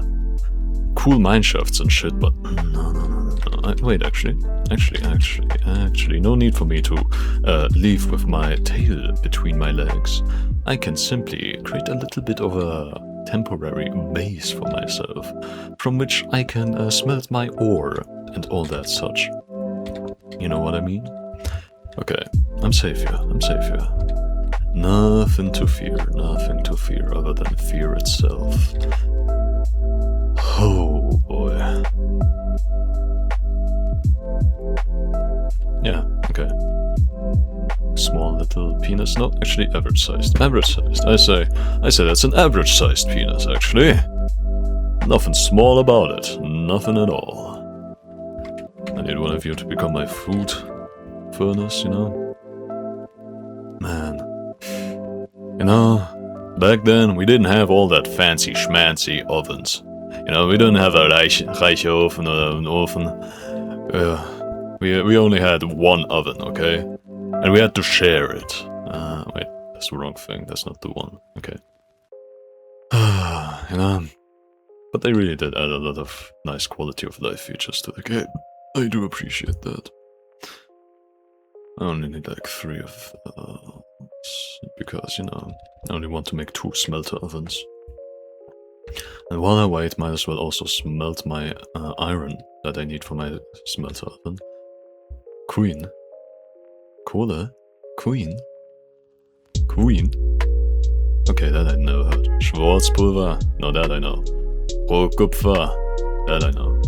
Rohes Schweineris? Schweines? Rohes Schweines? Rohes Lamm? Yeah. Goldblock? Yeah. Pfeil? Yeah. Rotes Fleisch? Okay, that's just Goldhawk. Ah, Hawk.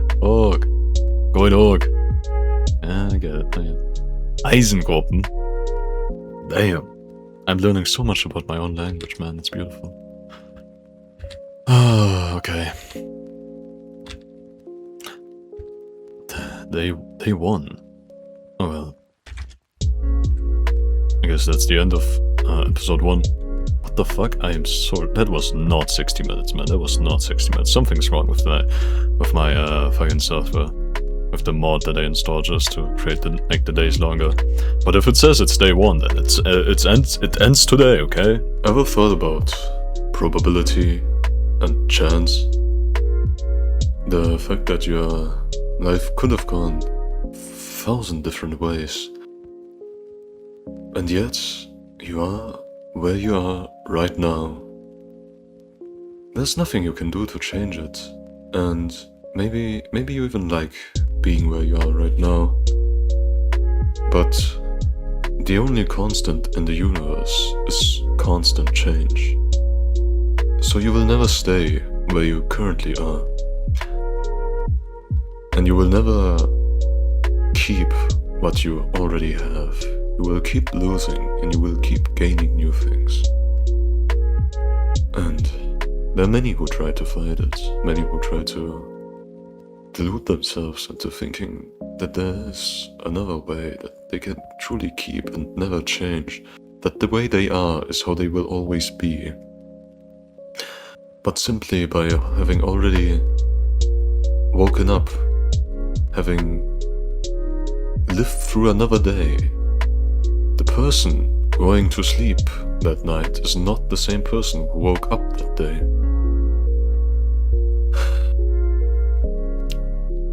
And all you can truly keep doing is keep going until inevitably it all ends. But at the end, you can either be somewhere where you've decided that it's alright, or you can die with regrets. I've chosen that I don't really want to die with any regrets. But I also realize that that is a hard thing to do, so I will simply try to make the decisions that leave me the least regretful. Anyways, time for a YT cover.